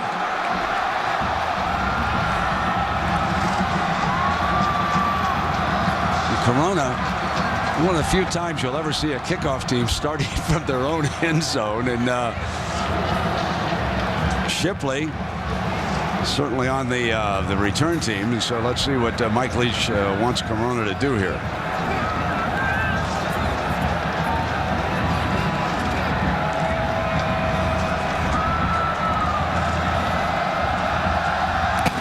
Squib it. Here comes the lateral. There's one. Intercepted. Texas Tech upsets the #1 team in the country. No more penalties for this crowd. They can storm the field.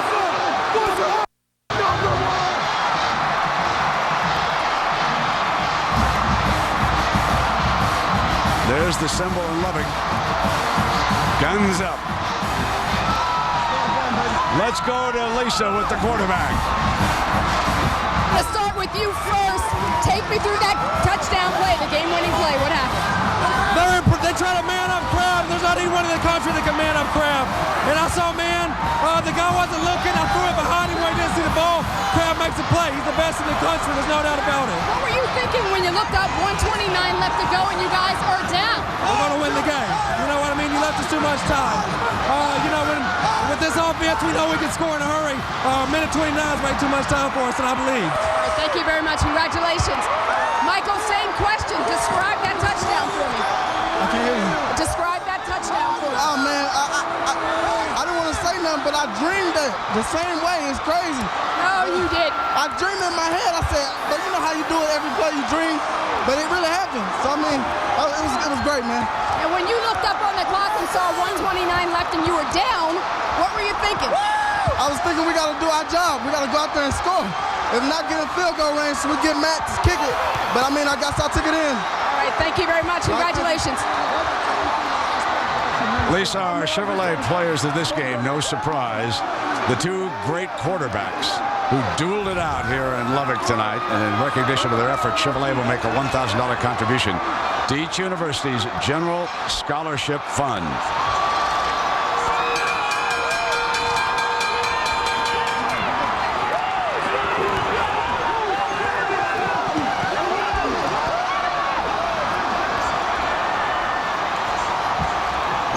Folks, welcome to November.